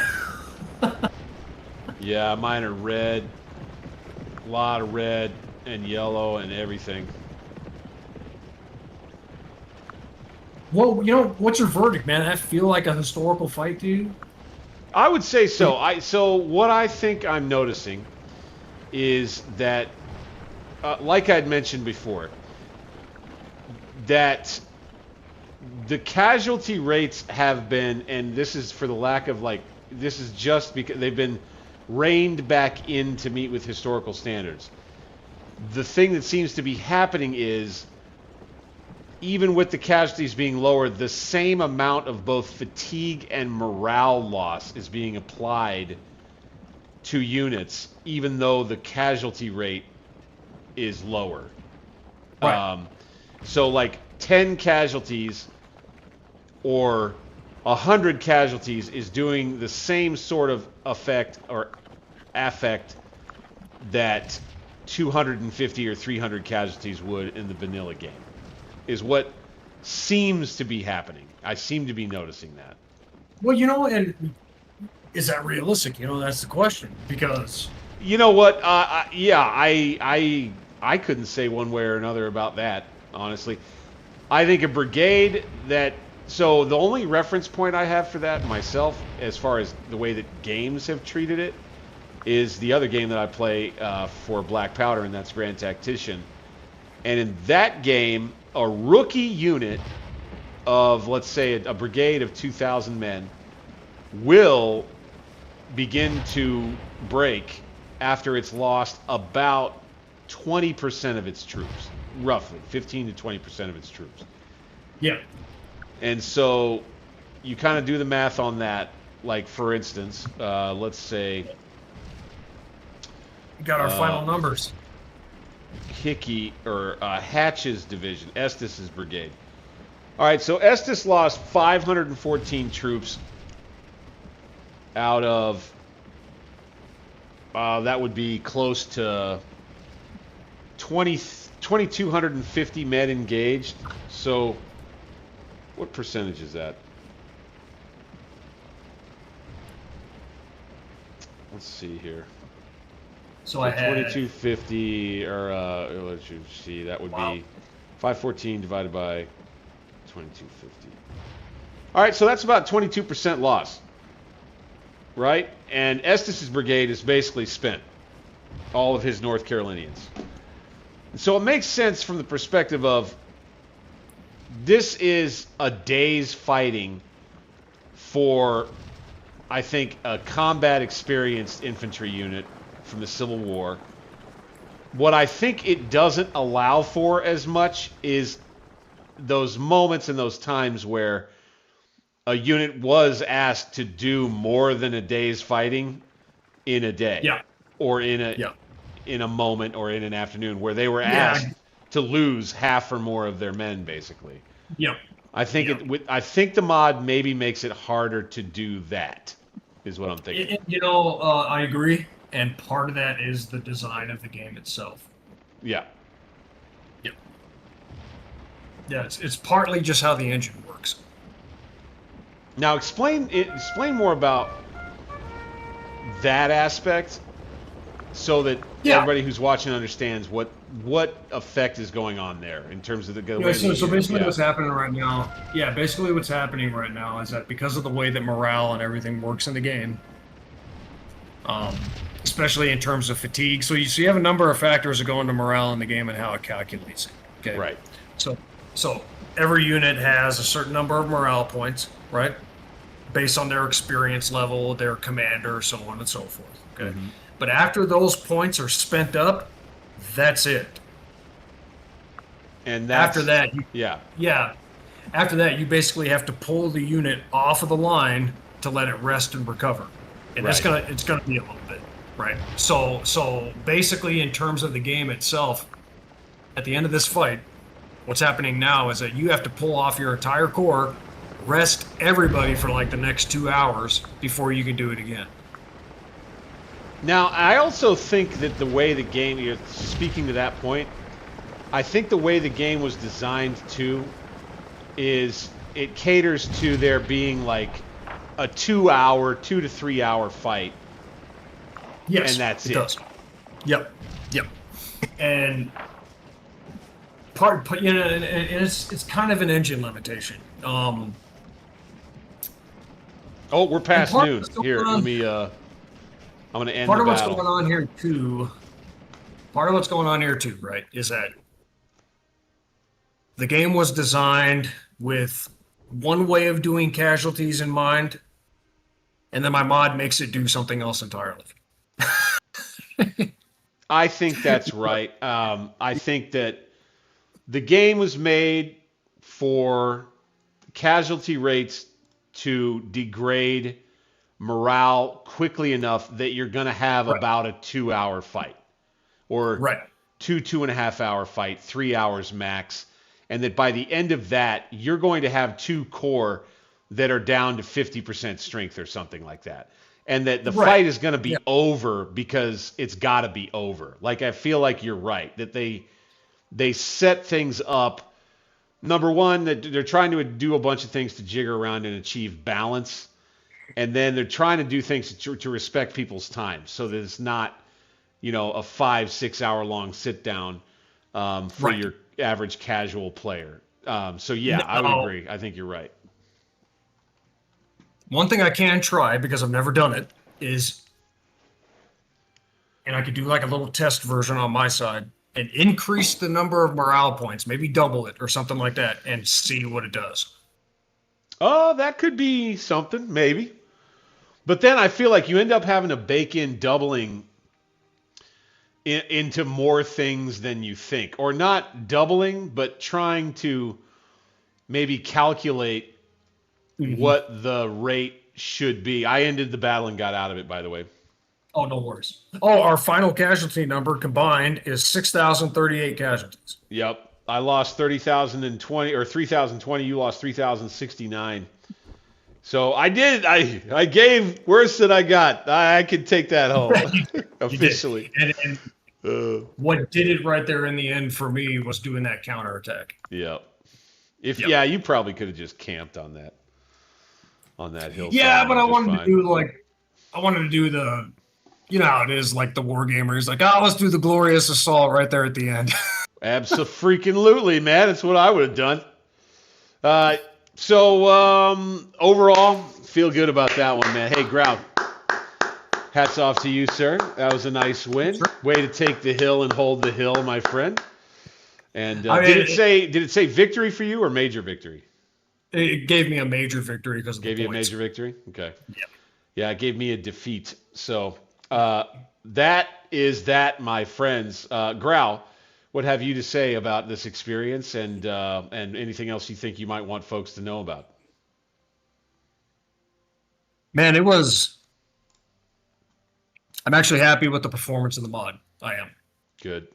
Because I think in some ways I'm nearing the end of how far I can actually like how realistic I can actually make it. And when you reach a place like that, it's good and it's bad. Yeah. What's next? Is what it ends up becoming every time. But go ahead. Other than that, man. Other than that, dude, I want to get more people involved, I think. Yeah, well, we'll have to see about that. I'll make sure I post this in the Scourge of War Council Discord and get folks interested in looking at the stream. We may have to do a few more of these, just you and me, before we get more folks interested. We'll see. Anybody want to blow up the chat or comment on the VOD after it comes out with your desire to get involved? We also, I know that you know about this, Grau, and that is the issue with game crashes once you get beyond like 4 players on a multiplayer game here in Scourge. Oh, yeah, it just kind of freaks out. It just kind of is what it is. And a lot of times, one guy either doesn't have the mod stacked quite right, or he's got to go back and do something with his SOWX64 file or whatever. So I think that we'll approach that in due course for sure. Because I would like to have more people on board too, playing.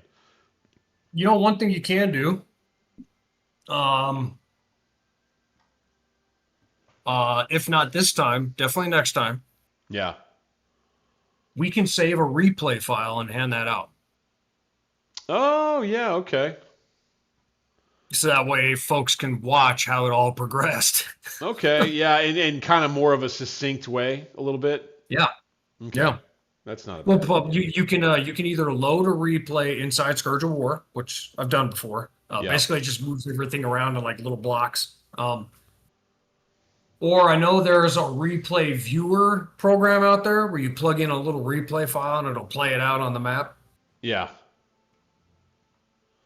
Okay, well, I'll have to think more about that and how we might do it. I did save the replay for this game, so you just take that file and you end up sharing that out into Discord, Mhm. right? Yeah, Basically. you could basically just describe to everybody.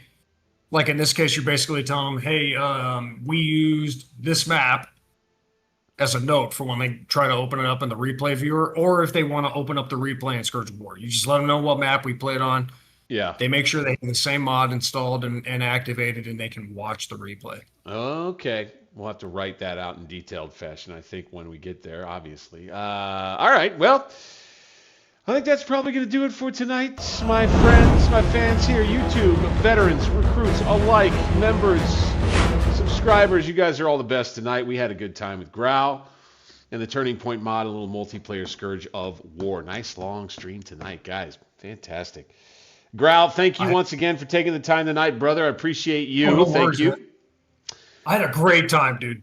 Great I had a time. blast tonight. When those of you watching, please don't forget, give us that thumbs up button. Subscribe to Alternate History Gaming and continue to come back and watch us here as we continue with multiplayer and Scourge of War and all kinds of other projects with Grand Tactician. I'm going to continue with Crimson Desert. We're going to crank out a new gameplay schedule coming out tomorrow for the coming week. I'll have all of that information out there for you. And of course, as always, guys, have fun at the War Games, whatever you're doing out there. Thanks again for taking the time. We'll see you all on